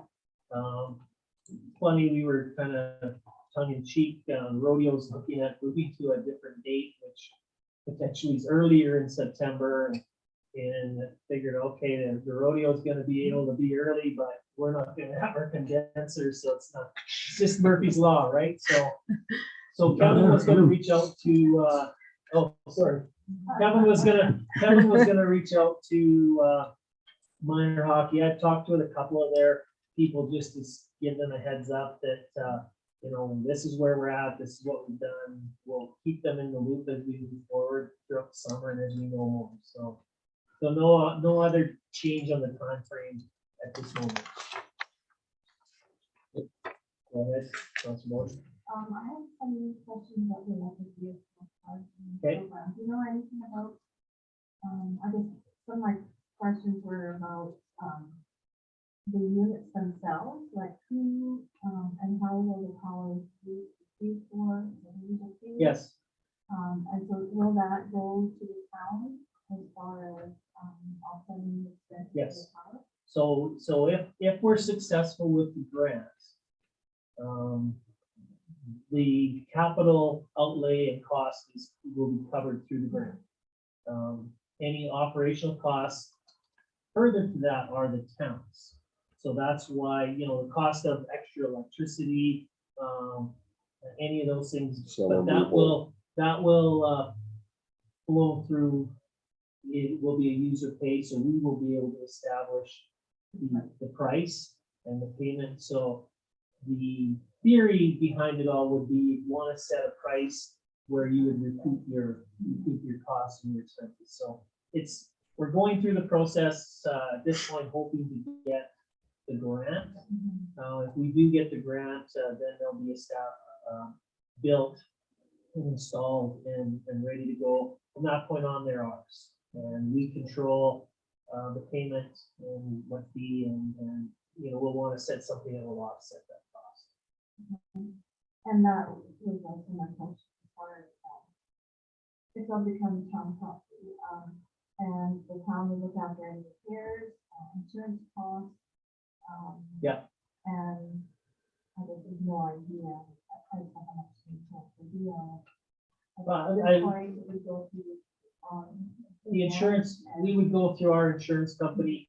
If we get everything that we want to through the project, it's $200,000. So that would probably be the value, or maybe not, there's some install cost in that 200,000. So if the material costs are 150,000 or 175,000, that's what we would insure them for. And we would, obviously, there would be a premium we would pay to do that, so. I also had, a question, whether or not the power, drawing from, for those units would have some sort of effect for the community around it. If you see something somewhere where, somebody had said that if there are vehicles drawing power at night on the street, block, not in Hanna, that may not be able to support all of the vehicles, operating at once, or being charged at once. So I just, because it's only a few units, that may not be. My understanding too, and what we're looking at is one level 3 charger at both, one at the downtown location library, one over by Centennial Place. So those are the ones that would draw the most power, that would charge your vehicle in an hour or 2 hours. The level 2 chargers don't draw much. And if they take 10 or 12 hours, 6 or 8 hours to charge. So I don't think it will have any impact. That's one of the things the electricians had to do, was look at what power capability we had. at What those sites, infrastructure was in what place. Spare capacity we had to be able to incorporate that, so. Okay. I think Councilor Campion had a question. Councilor Campion. He did have his hand up. Just a remark, I would think that is the concern of the CAO to render those kind of concerns, if there is a concern in the community, and, you know, Yeah. between No, you and administration. No, I don't have any issue. Council asks questions. I'm not an expert in it. I've learned through it, but that's my understanding of it. And, you know, whether you think electric vehicles are going to become a thing in Hanna, they will. Maybe a little bit later than they will in other places, but they will. And, you know, I was just down, as you guys know, in Arizona, and they're all over the place. You know, took a picture, I was at a town called Wickenburg, and I took a picture of their town hall. They had 15 charging stations in their parking lot. So they're all over. Yeah, different climate, you know, different things. It's gonna be slower to come here, but because will give us the capital, that's why we're going down that process I know even when we were in Vancouver for the Grey Cup, and that's 5-6 years ago, all the taxis had to be hybrids. It's the law, so Prius is everywhere. You're welcome. Yeah, one thing under Kevin's report there, but the broken lines, how bad were they broken? Was there? Well, when he's referring to There- broken lines, it was in the mechanical room. So we had, as you're aware, we had a power outage there right around Christmas, just before Christmas, and it fried some of our new LED lights in the concession, in the lobby part. As you know, we had some temporary lights in there in the washrooms, and it did shut down the furnace in the mechanical room that didn't get noticed right away. So we had some water lines in there. So I don't think it will be too severe and serious, but there were some lines that froze in mechanical room. So. Laura, you ready for your kick in the can? I am, yeah. I'd just like to add an update on the LED sign at the west entrance. Construction one. Yeah, we will change the message when we're able to change it, but right now, the company is still assessing exactly the parts that are going to be needed. And I got a preliminary quote, but I'm just confirming that travel, mileage, everything is included in that. So I'm just waiting to hear back from them. I had hoped to have a final quote today and that I could authorize the part order, or at least talk to Kim about the possible part order. But I didn't hear back today, so I'll keep you apprised of that.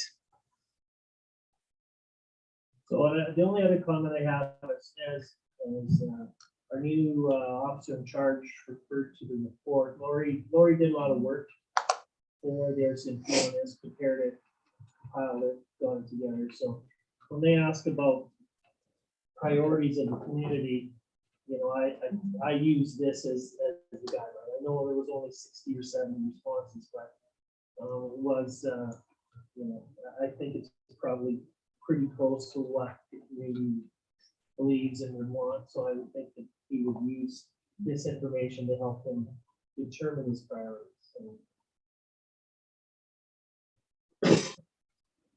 It's kind of unfortunate there weren't more people asking the open house at 389. Yeah. But it was I didn't have to become president of Chambers, I stayed.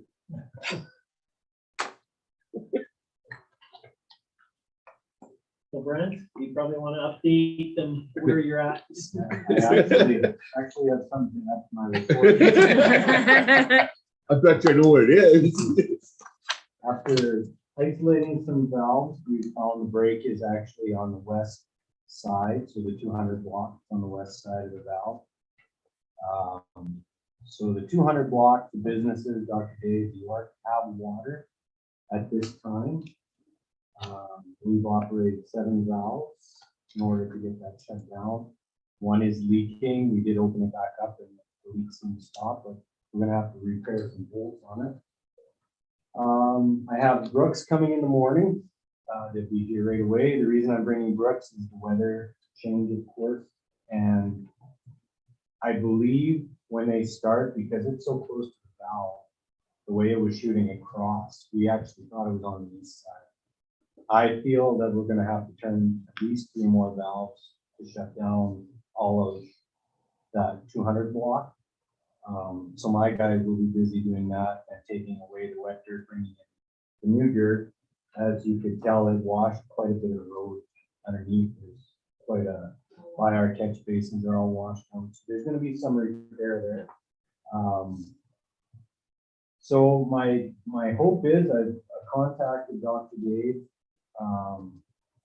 They're gonna get everything ready for their clinic. They'll operate in the morning until such time. If we have to close, we might not, but we are going to close the intersection here. I will ask if you could post that the intersection here will be. So where do you want to close it at? The break down here at the old Lutheran church? Yeah, it'll have to be if everybody could avoid coming to this intersection. That's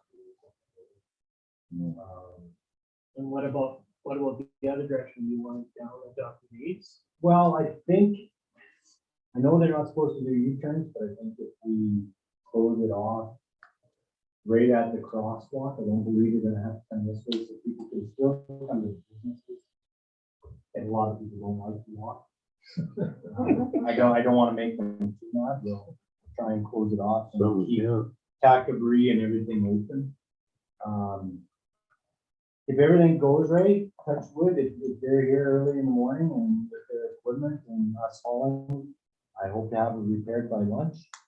And, we'll see how the day goes. So right now, the only block off would be this block. So there's a few houses on that side, a few houses on this side, and they've been notified of. We haven't sent out a text. Yes, we did. Oh, did we? Okay, good. Lori was gonna try the text thing, let people know. So. And we're out of water, the water. We're out of water. So just to clarify, it's just the 300 block now, the 200 block 300 block. should remain on. And once Brooks gets here, the 200 block should remain on. Hopefully, Okay. unless we have to close it.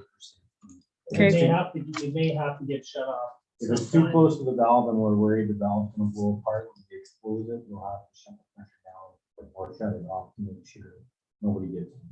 Did you get a call from the water commission? Right after Lori got her call, and I don't have those numbers, I texted Adam. My next report, I'll tell you exactly how much water we were using per second. It's quite a bit the way it was. Well, is that an 8-inch or 6-inch? It is an 8-inch. There was a lot of water coming up. We were going as quick as we could, It was, yeah, it was and bubbling. it was getting worse. Main line let loose with them. Mainly.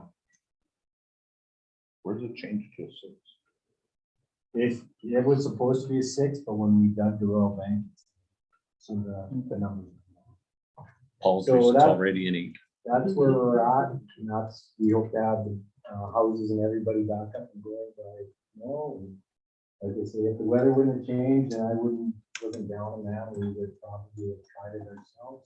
But with the cold weather and Easter, we get it fixed. The street is freezing already, so our back obviously is literally broke down right now. By bringing Brooks in, at least we'll be able to have it. And get it done. Yeah, it must have just happened. Well, Lori got a text, just so you know, the water break ran off. And we got up and looked. Nope. It was spurting out everywhere. Because when you guys all came, there was nothing there. No, I was, It got worse as we were on the back. A little bit that was coming up, but it's washed away. 5:45, I had a trickle at home and I'm like, oh. Okay. Any other questions for Brent other than that exciting news? I have to thank my crew because they're calling me all the You're still gonna have a man available. Oh, yeah, we'll make sure somebody's out. Thank you. anything else? Hearing none?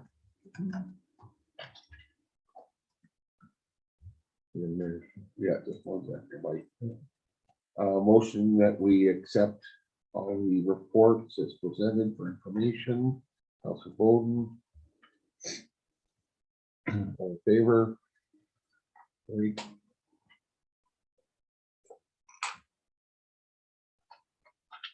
Financial report statement. Just a motion, is it not? Which the audited financial Yeah. statement? Yeah, we need a motion. Motion for council, the 2021 financial statements is presented by Ascend, or professional accountants,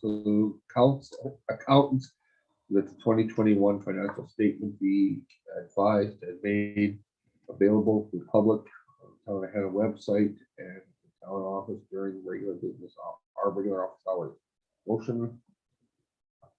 Council Kroll. Any questions?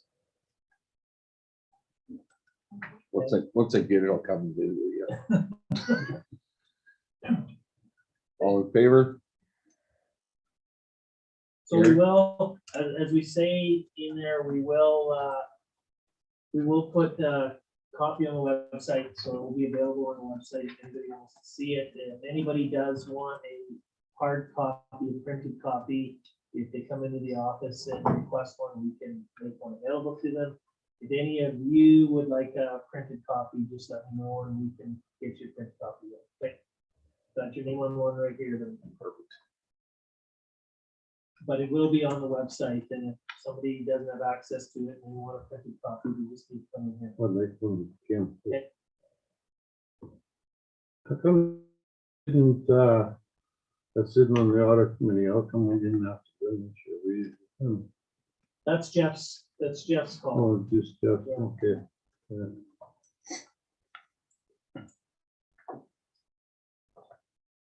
Next on the agenda, the Hanna Fire Department first quarter report. Okay, Mr. Mayor, in talking with the CAO on Friday, I discovered that supposed to do you a development report and emergency management that I guess Adrian used to give you every month.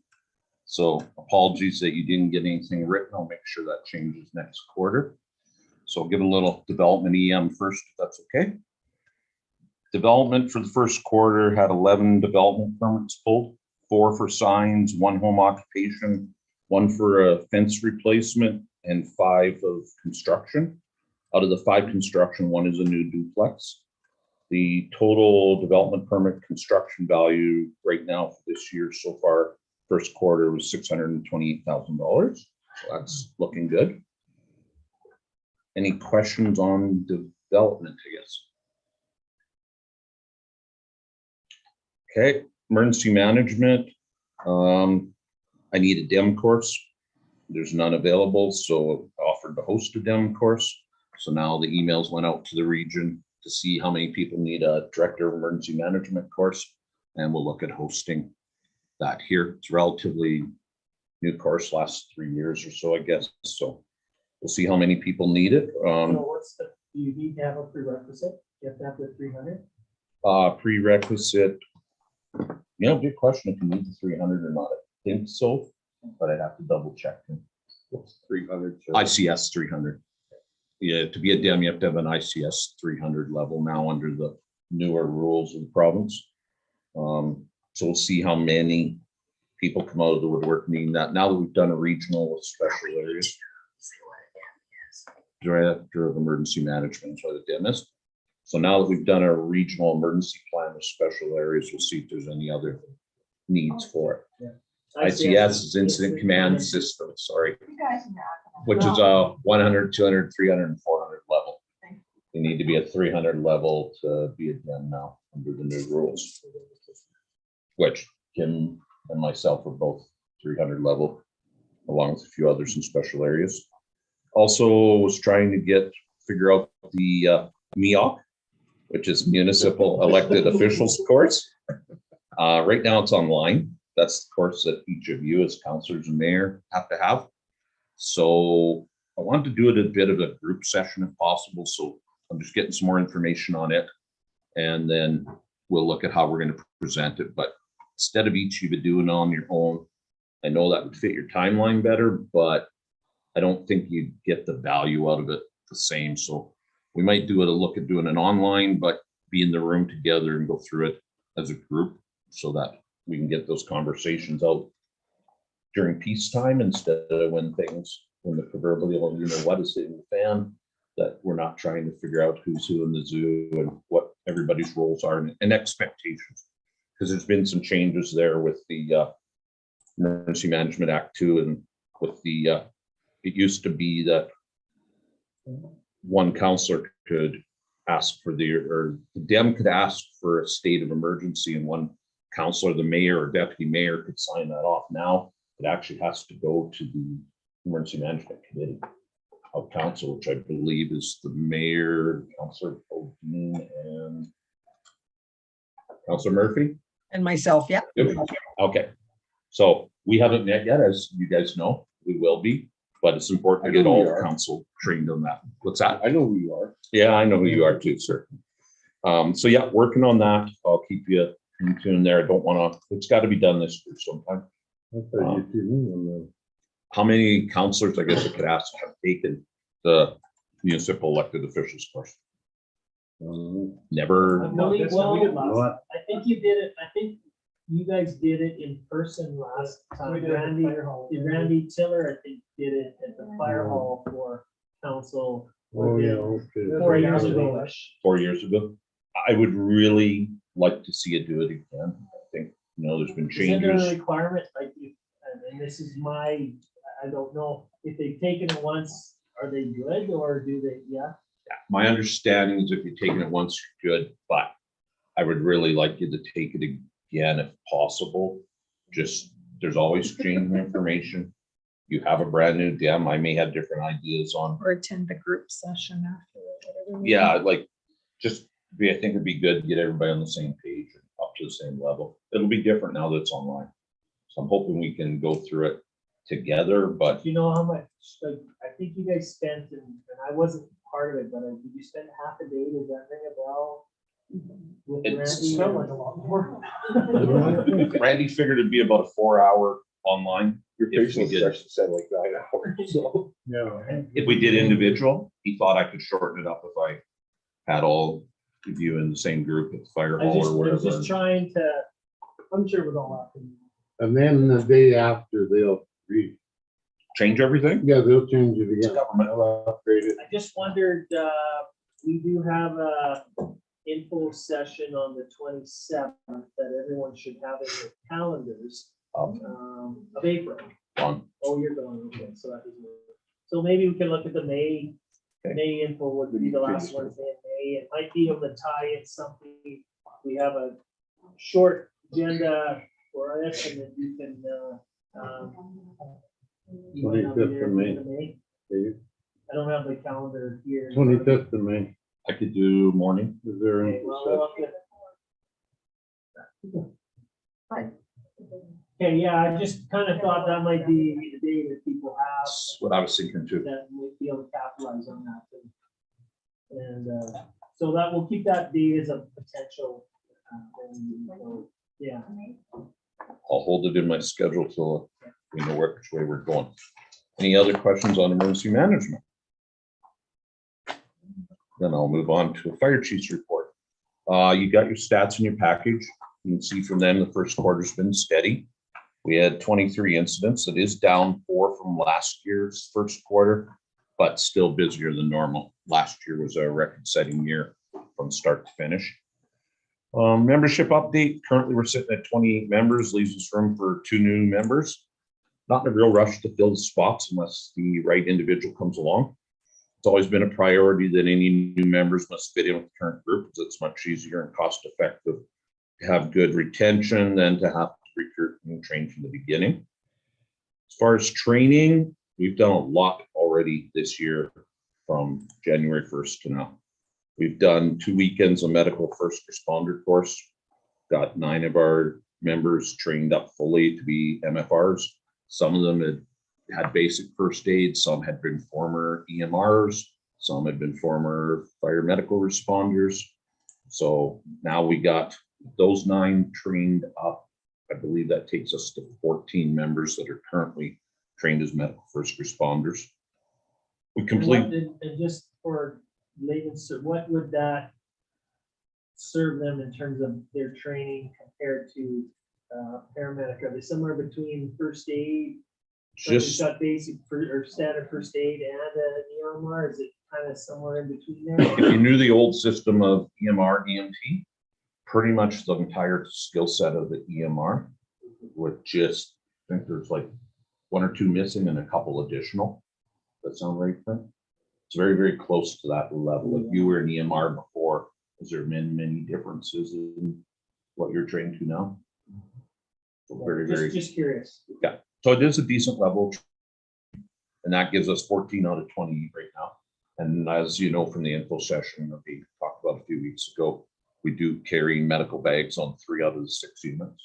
So we're pretty equipped that way. I am happy to say, touch wood, medical calls can tapered off a little right now. So we'll, I'm glad that EMS seems to be available and doing a good job. So we completed an Nfpa 1072 hazmat awareness and hazmat operations courses in late February.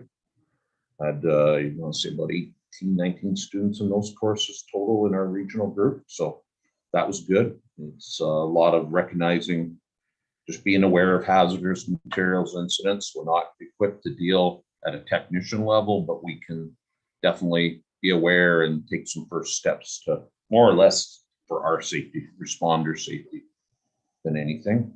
We completed an Nfpa 1002 driver operated course in March. That course focuses on the maintenance of fire apparatus as well as emergency driving of apparatus. This used to be a Pump A course. It was part of Pump A. Now it's been broken into multiple courses. So that one weekend really just focused on emergency driving. The ground was good and frozen. We were able to go up to the public workshop, and Brent's crew was able to clear an area where we went and set up the obstacle course, which was really good because you wouldn't think we do much damage, but as we found out in the arena parking lot one year, if we do driver training for 2 straight weekends, we can wreck the pavement pretty fast. And we had a bad experience many years ago with chewing out pavement up there because it just drives those heavy trucks over the same spot over and over again. So getting out into Public Works' yard where we weren't busting pavement worked pretty good. This past weekend, we just completed an Nfpa 1002 pump operator course that focuses entirely on operating fire pumps, fire engine pumps. That was for the last 2 weekends. We did play with the hydrants in the municipal water system 2 weekends ago. Didn't break any water lines. I noticed you put that time frame there. 2 weeks ago, yeah, I'm very glad. When I heard about the water line break earlier tonight, I was the happiest person. You weren't in this area. We weren't in this area, but unfortunately, a grid is a grid, and we can bump it anywhere in town and cause an effect half a mile So away. this is your fault. Sure. If you want to blame us, I'll take it. This past weekend, we focused on drafting and did all our relay pumping from drafting. So we were out at Helmer Dam. We were out at CN Dam. Drafting is static water, taking water from a static source. The water levels around here are low. Helmer Dam, it was quite a pull. We used our tender, which is our water tanker truck, the big tandem axle, right off the top of the dam at Helmer just to see what that was like. Putting all the water back into the dam so that nobody can get upset that we wasted water. We also drafted from the boat launch at Helmer Dam at the same time and put that water back into the dam also. And then the CN dam, we actually couldn't reach with our standard 3 draft hoses, which is interesting because a standard engine comes with 2. But because we're in the special areas, we order ours with 3 because water tends to be a ways away from shore. We had to go grab another length off the one town truck to do 4 lengths in order to draft out of the CN dam. So that level is not in good shape. And then we did some relay pumping on Saturday afternoon, just all out at Helmer Dam, but same thing. It's something that we would do if a water line break happened in town and we had no water in a section of town.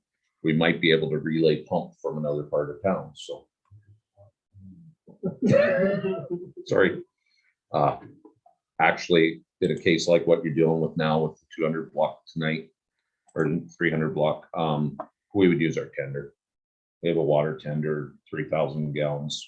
We would just bring that into play if we were to have something happen in the main part of town. And it's how we fight rural fires.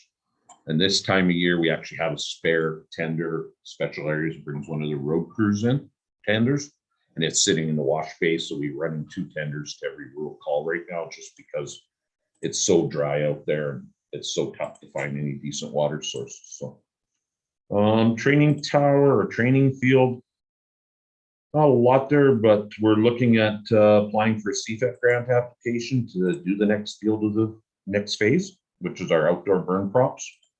So I'll probably get a letter to the CAO asking for council support of our grant application. As a not-for-profit, we can apply for CFEP, which of course needs a municipality's motion to support at that time.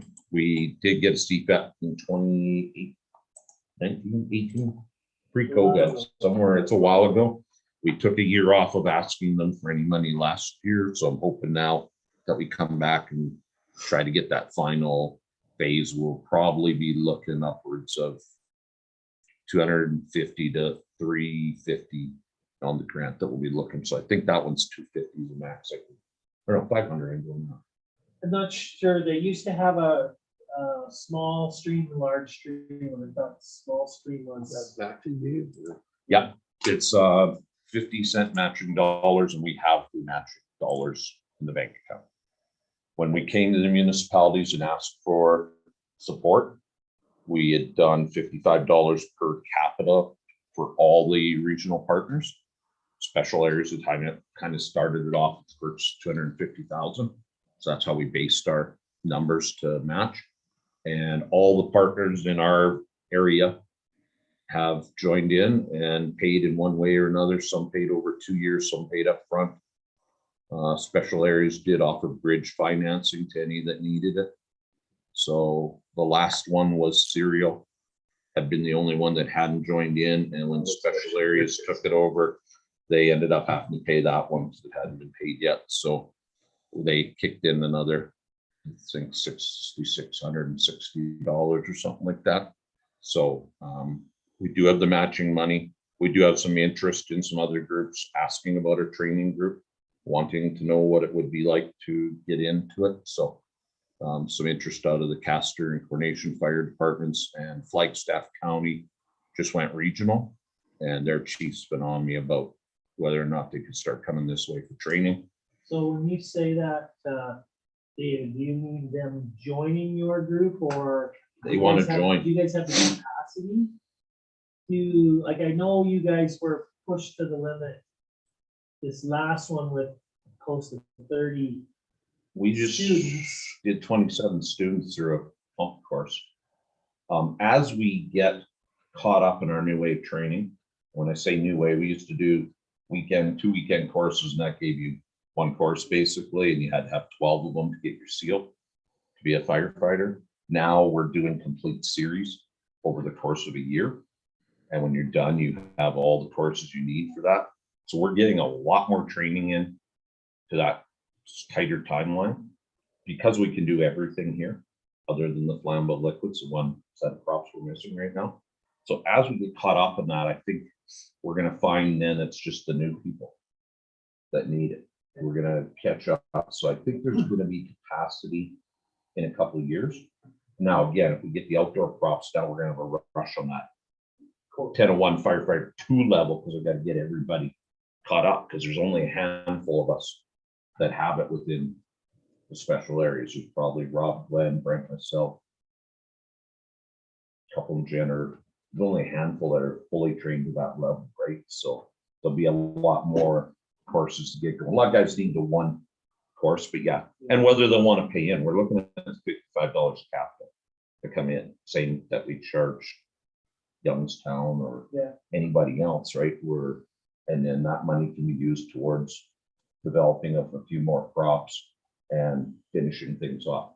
Might get my pavement yet. And they're okay, these guys would be okay with Hanna being the base. That's, if they're coming into our group, they're coming into our group, right? They're asking us. We've also got the, get this right, Department of Defense, Fire Department out of Susfield and Wainwright have been talking about wanting to rent the training field for a complete week or 2 weeks completely. And that would, you know, that would be a good one if we get it, because there we'll be looking at, you know, full crew of people coming in. They're going to need to stay somewhere. They're going to need food, whether it's catered or whatever. So we've been waiting to see. They've been talking about coming down and looking at it. COVID keeps getting in the way. We've got a lot of interest in this. COVID just keeps literally screwing things up for us, right? So, because it'd be good to have it as a bit of a generator, and at the same time, it's going to make What's like the college for a million. I mean, it's same Yep. thing, brings in a ton of people. brings in, you know, we'll never get to that level, nor do No, we but I'm want to just be, saying, but yeah. it's definitely going to be, it's different. It's a different take on it, especially with DOD. Kind of caught me off guard that they were interested, right? But I mean, it's Department of Defense Center. sorry, I know Department that, of my Defense. Okay. brother- Yeah, and then started with Suffield. Now this guy's talking with Wainwright, and they're talking about doing something together. We are one of the few concrete towers. Everybody went to the steel buildings and not as much high heat. And now it seems to be coming back around the other way, where the guys are realizing we want the heat again. We want to be able to, you know, train in that environment.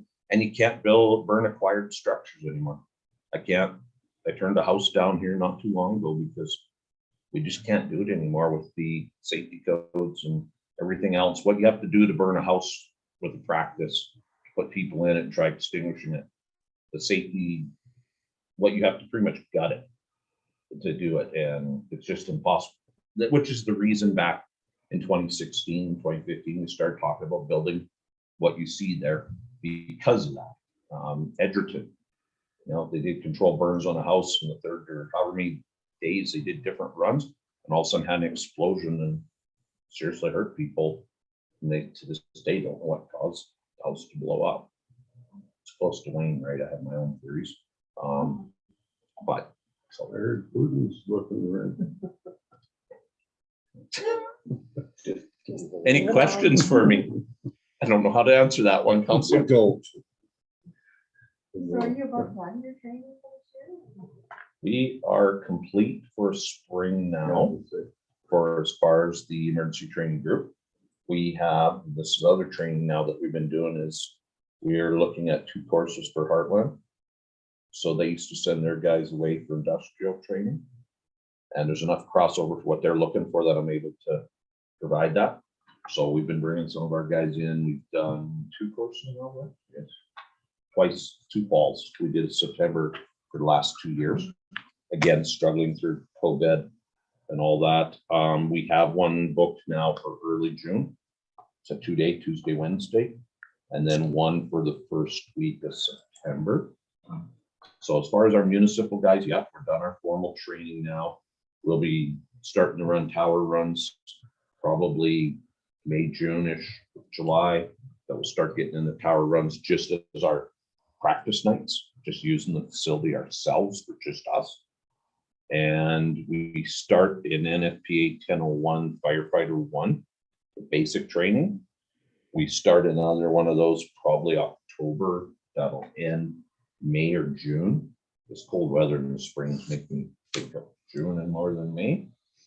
I'm glad none of this, that we didn't need to be in the tower because it's freezing, that's not good. And I was, you know, council or CEO talks about, you know, do we have the capacity or whatever? I thought we'd see some slowdown in this, you know, hopefully we get 24 students. Sounds like I'm at 29 or 30 already interested. So that surprised me a bit that we have that many, but I guess just that many new people joining and a little bit of, no, I don't need it. I'm not interested. I've been on department for years. And then their buddies come back and start talking about everything they learned and did.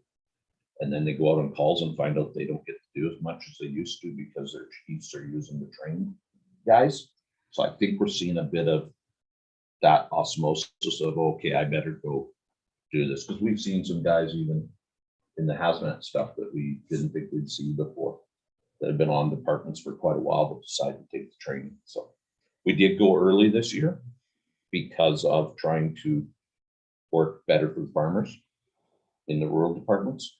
They kept telling us, you know, we're busy in the field in May. So we tried to do everything to be done. Calving got in the way a little bit, but. Sorry. As far as the. No change has been made on the Prairie Land program yet. I have to talk to Kelly. Oh, can you Oh. speak a little bit, Counselor Bowden, if you don't mind speaking up a little bit, please? Thank you. You guys have done something with the school in the past with the EMS or the hospital as far as accident rescue? The party. I Yeah. think they were- Yeah. Used to be the party program. We called it Impact.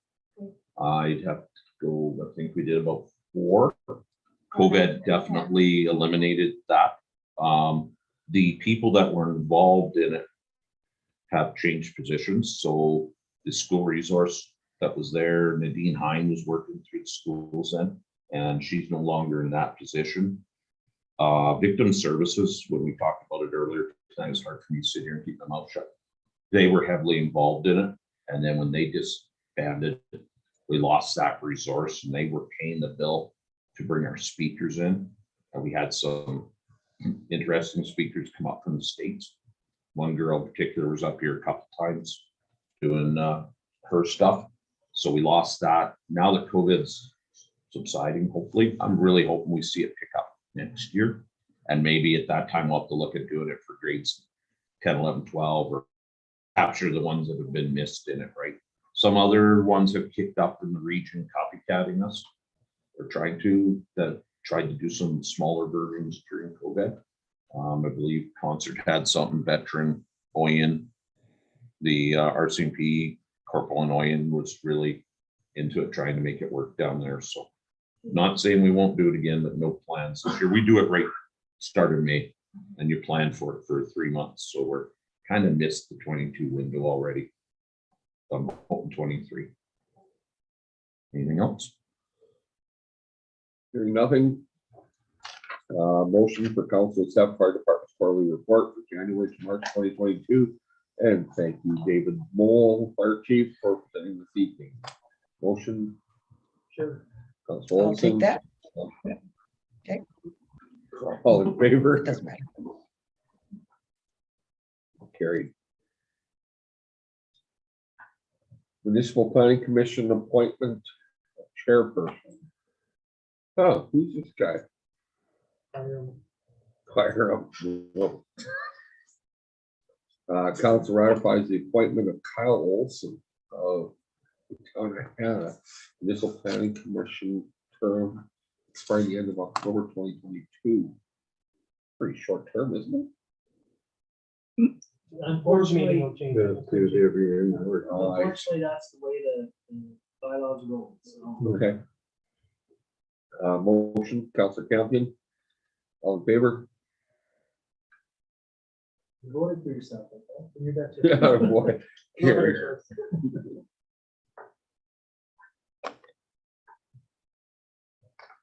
Financial services contract. Council authorized the mayor and chief administrative officer to enter a contract Town of Hanna Financial Services with the Royal Bank of Canada for a 3-year term ending in February 28th, 2025. Mr. Miller, you want to speak now a little bit? Maybe if someone wants to put it down. the Motion I'll first. make a motion. Councilor Murphy? Yeah, just, I think the town has been with the Royal Bank forever. It's probably a lack of a better time, better term. Our contract was up for renewal in June of 13. We went through an RFP at that time with local banks. Got 3 proposals, not significant changes between them. We were satisfied with the service from Royal Bank, so we entered into a new agreement. That agreement has expired and we've been operating under the existing agreement for a number of years. The Royal Bank has basically came to us and said, you know, we'd like to enter into another agreement and provided us a proposal.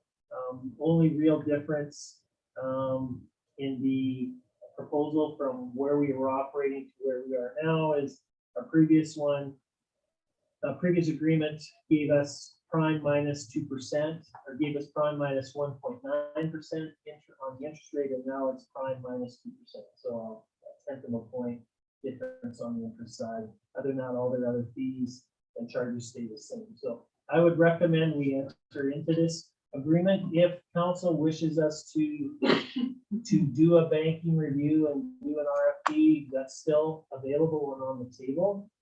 There is a 90-day termination clause in this contract. So if council said, no, we'd like you to go out and see what other banks can do, provide for a service, we can go through that process, and if we find that one of our local banks is going to, you know, provide us the service level is going to be the same from all of them. I have no issue there. If they're going to provide us with a financial savings one way or the other, then, you know, council can change at that time if it's so chose. So this just gets our contract on current, and if council at any time wants us to do a review, we can do a review. Any discussion? Hearing none, all in favor? Carried. Council reports.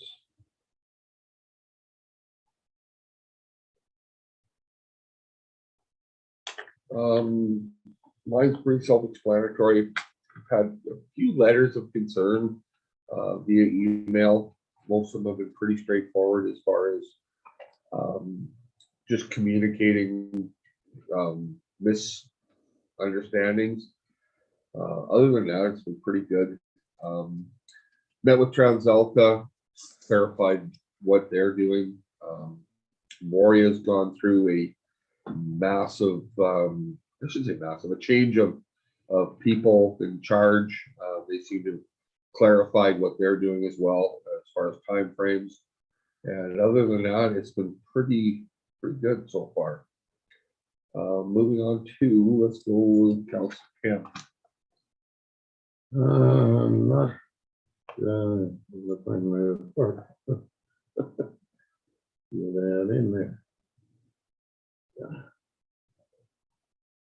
I know one thing, it wasn't really a council issue, but 10 years ago, we started the REACH program at school, wanted to start a community garden in the community. I stepped forward as a co-chair of it. As of last night, I retained that position, but there's not new people running it. I'm not involved with it anymore. So You're the chairman, but you're not involved. I'm not the chairman no Okay. more. The yeah, I won't go any further than that. Okay. I don't think there's anything else I want to add to it right now. So, any concerns with the water commission as far as being able to access water?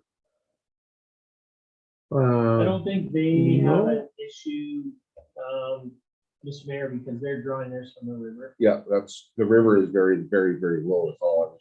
Yeah, it would be an Alberta environment issue if it was. And we've heard nothing, no. Everything is usually pretty safe. It was starting the pump in our reservoir, I believe, was sitting at 70-some%, I think, when we started. So he's doing the spring pumping now, Council Champion? I believe he started going now, I believe, yeah. As long as APL, like, as long as the power plant's pumping. Yeah. I believe they are. So. Councilor Olson? The only thing I wanted to stress on mine was the lack of ISBAD members at large for Palliser. Right now, they're afraid of burning out Todd Wallace. He's involved in almost everything. For these subdivision appeal boards, you can't be a member of the municipality where the appeal is, or related to, or a long laundry list of why you can't do it. A lot of the members are members of council in Drumheller or staff in Drumheller. The flood mitigation projects, I think they're going to get pretty busy with the subdivision appeal boards. So they're trying to stress reaching out to people and trying to push members at large, especially with their accessibility. Just combine reaching out to a dozen people, you'll get 2 that might be available.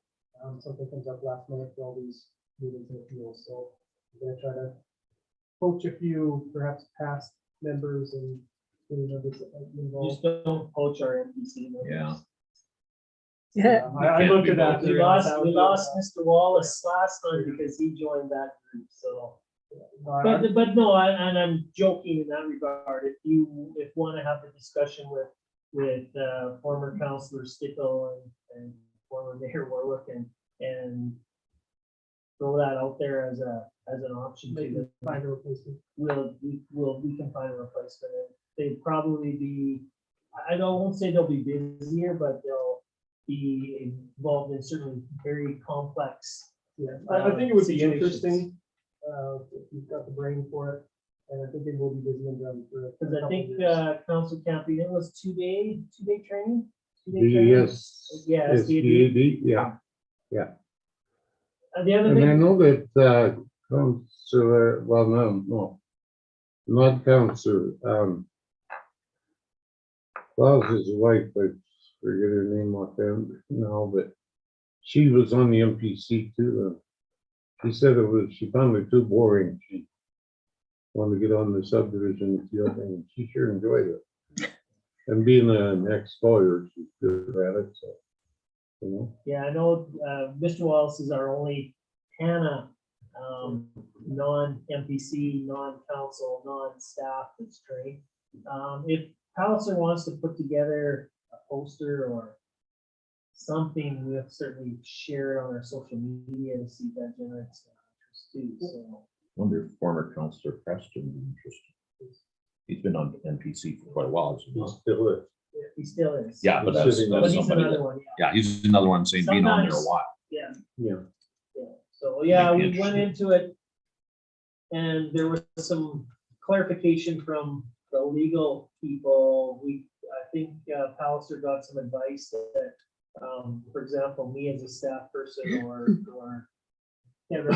Councillor Campion could sit on one in Lynn or Delia just not here, but the other legal interpretation on it was that there can be some municipal bias if you're overloaded with people who come from a municipal background. So that's why we did get quite a few people trained, but unfortunately they were either elected officials or staff and not meeting that at large criteria. So I think Council Camping sat on a few. I think they're very interesting, and I think people took the time. They would probably enjoy, those meetings and those appeals. So, but if anybody knows of anybody, yeah,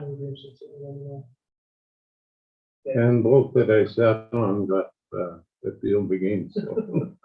they Back didn't to like square your one. answer. Yeah, they didn't like our Council Bowden, do you have anything that? So just a question for council too. I did read in, I did include it in here, Tyler had submitted a president's message. So if you guys were, the golf club was turned down by CPAP, is that my understanding? Okay, good. And abandoned their intention or to submit the next available. Yes, it certainly changed the scope of the project. But there's options, to comfortably take on a bit of debt to cover some of it. No, we won't be reaching out to the town. But there's a lot of options, whether you just do a smaller project, a phased project, and you simply apply. for it. But I would at minimum, I know it delays your timing if you resubmit because you're supposed to wait until you get approval to start It's- spending that money. But We can't really wait on the project Yeah. anymore. That shop, we can have to work on it. yeah. Okay, no, I was just curious. I read that in his report. So. No, it's only Stanley did wear haircut. I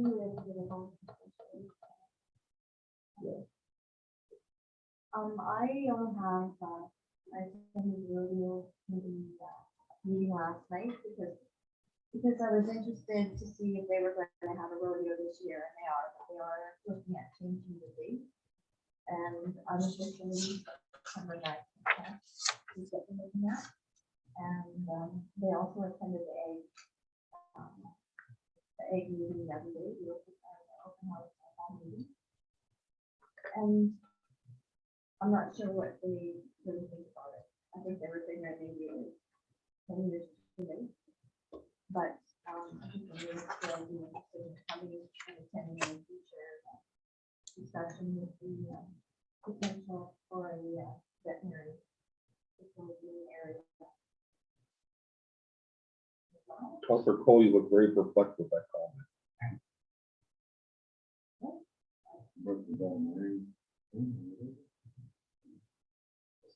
That was part of the egg presentation, Yeah. Councilor Cole. That meeting, there was lots of interest in it, but a lot of questions that were not answered, or more discussion.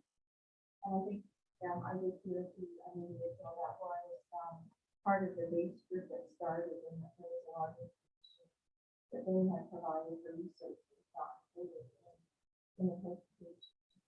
So I think there's a few that are going to be, I would like to organize them.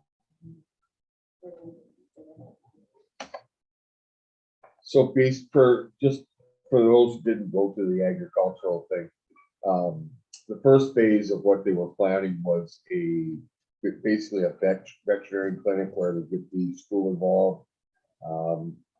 My interpretation was kind of similar to what we do with the clinic here in town, like our medical clinic, as far as bringing in a young vet, getting them established and working with the school, so on and so forth, in equine and so on and so forth. So that was kind of just a preliminary pie in the sky idea that I thought was, that had a chance to go and do something. So whether that gets off the ground or not, there was lots of interest. I think there was also some discussion about maybe getting some of the high school students involved. Yeah, Kind of that's, like the power engineering program that they had with Sheerness. Yeah. And with Nate, I believe at the time. Yeah. And research and development that there may be a secondary institution that is also interested in a facility like that where they can train. We are so short of rural veterinarians for large animals. I did reach out to the new sergeant's wife, and just because my understanding is she has some experience in the small animal end of it.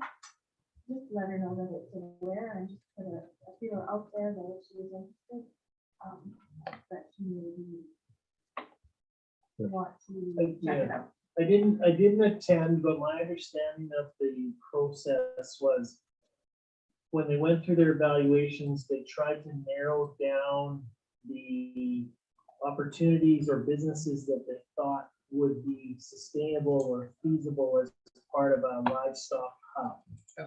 And kind of there's a million different ideas that could be there. they tried to look at which ones financially and feasibly Good work. could work and use that as the base to get started. Certainly the event center component, this project will need some serious champions and with some serious interest in moving forward. The challenges with construction and cost of construction now just make it almost seem daunting to have to build something like that, let alone operate something like that. So if they get the right people who want to be champions and want to commit time and effort to it, that's the only way to be successful. So And I think the concern was more so on operating expenses, that between grants and fundraising and all that sort of thing, that a building could, and a structure could be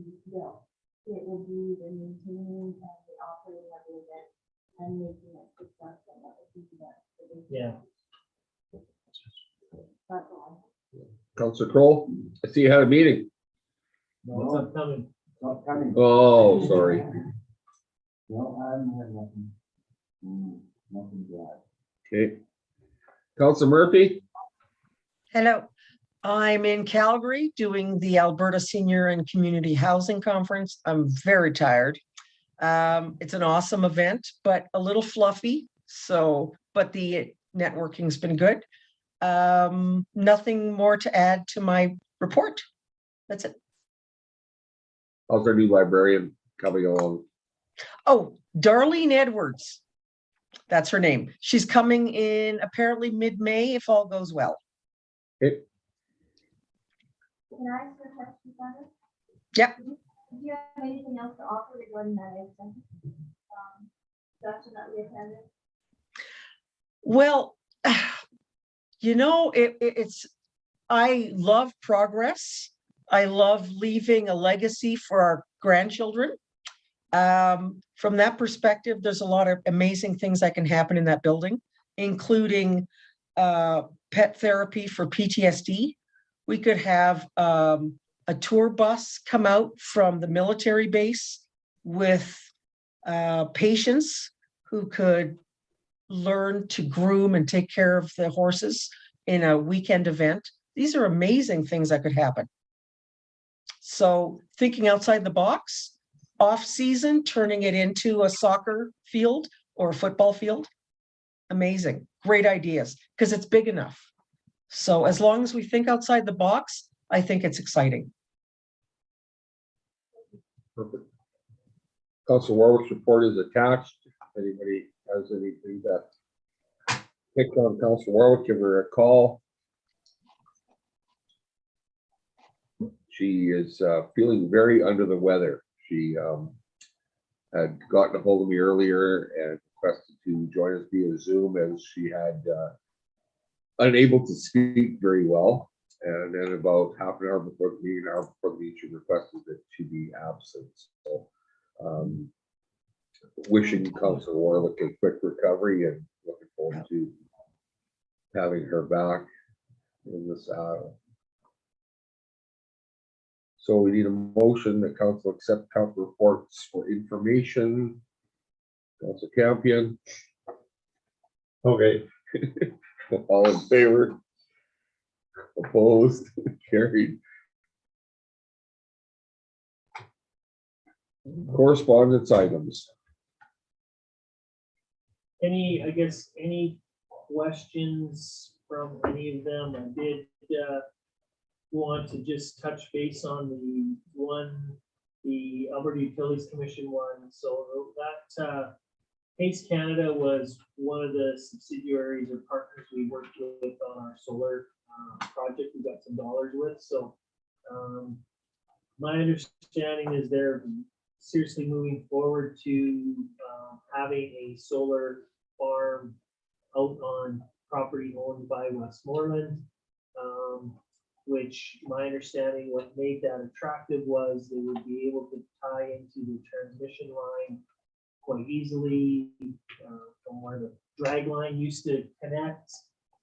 So this must be part of their process going through Alberta Utilities Commission to do that. So if they're successful, then not only will we have some wind farms going out here. We will have some solar field out here. And it's not a big one, 13 megawatts, so it's not a huge one, but again, project that's been in process for probably 3 or 4 years.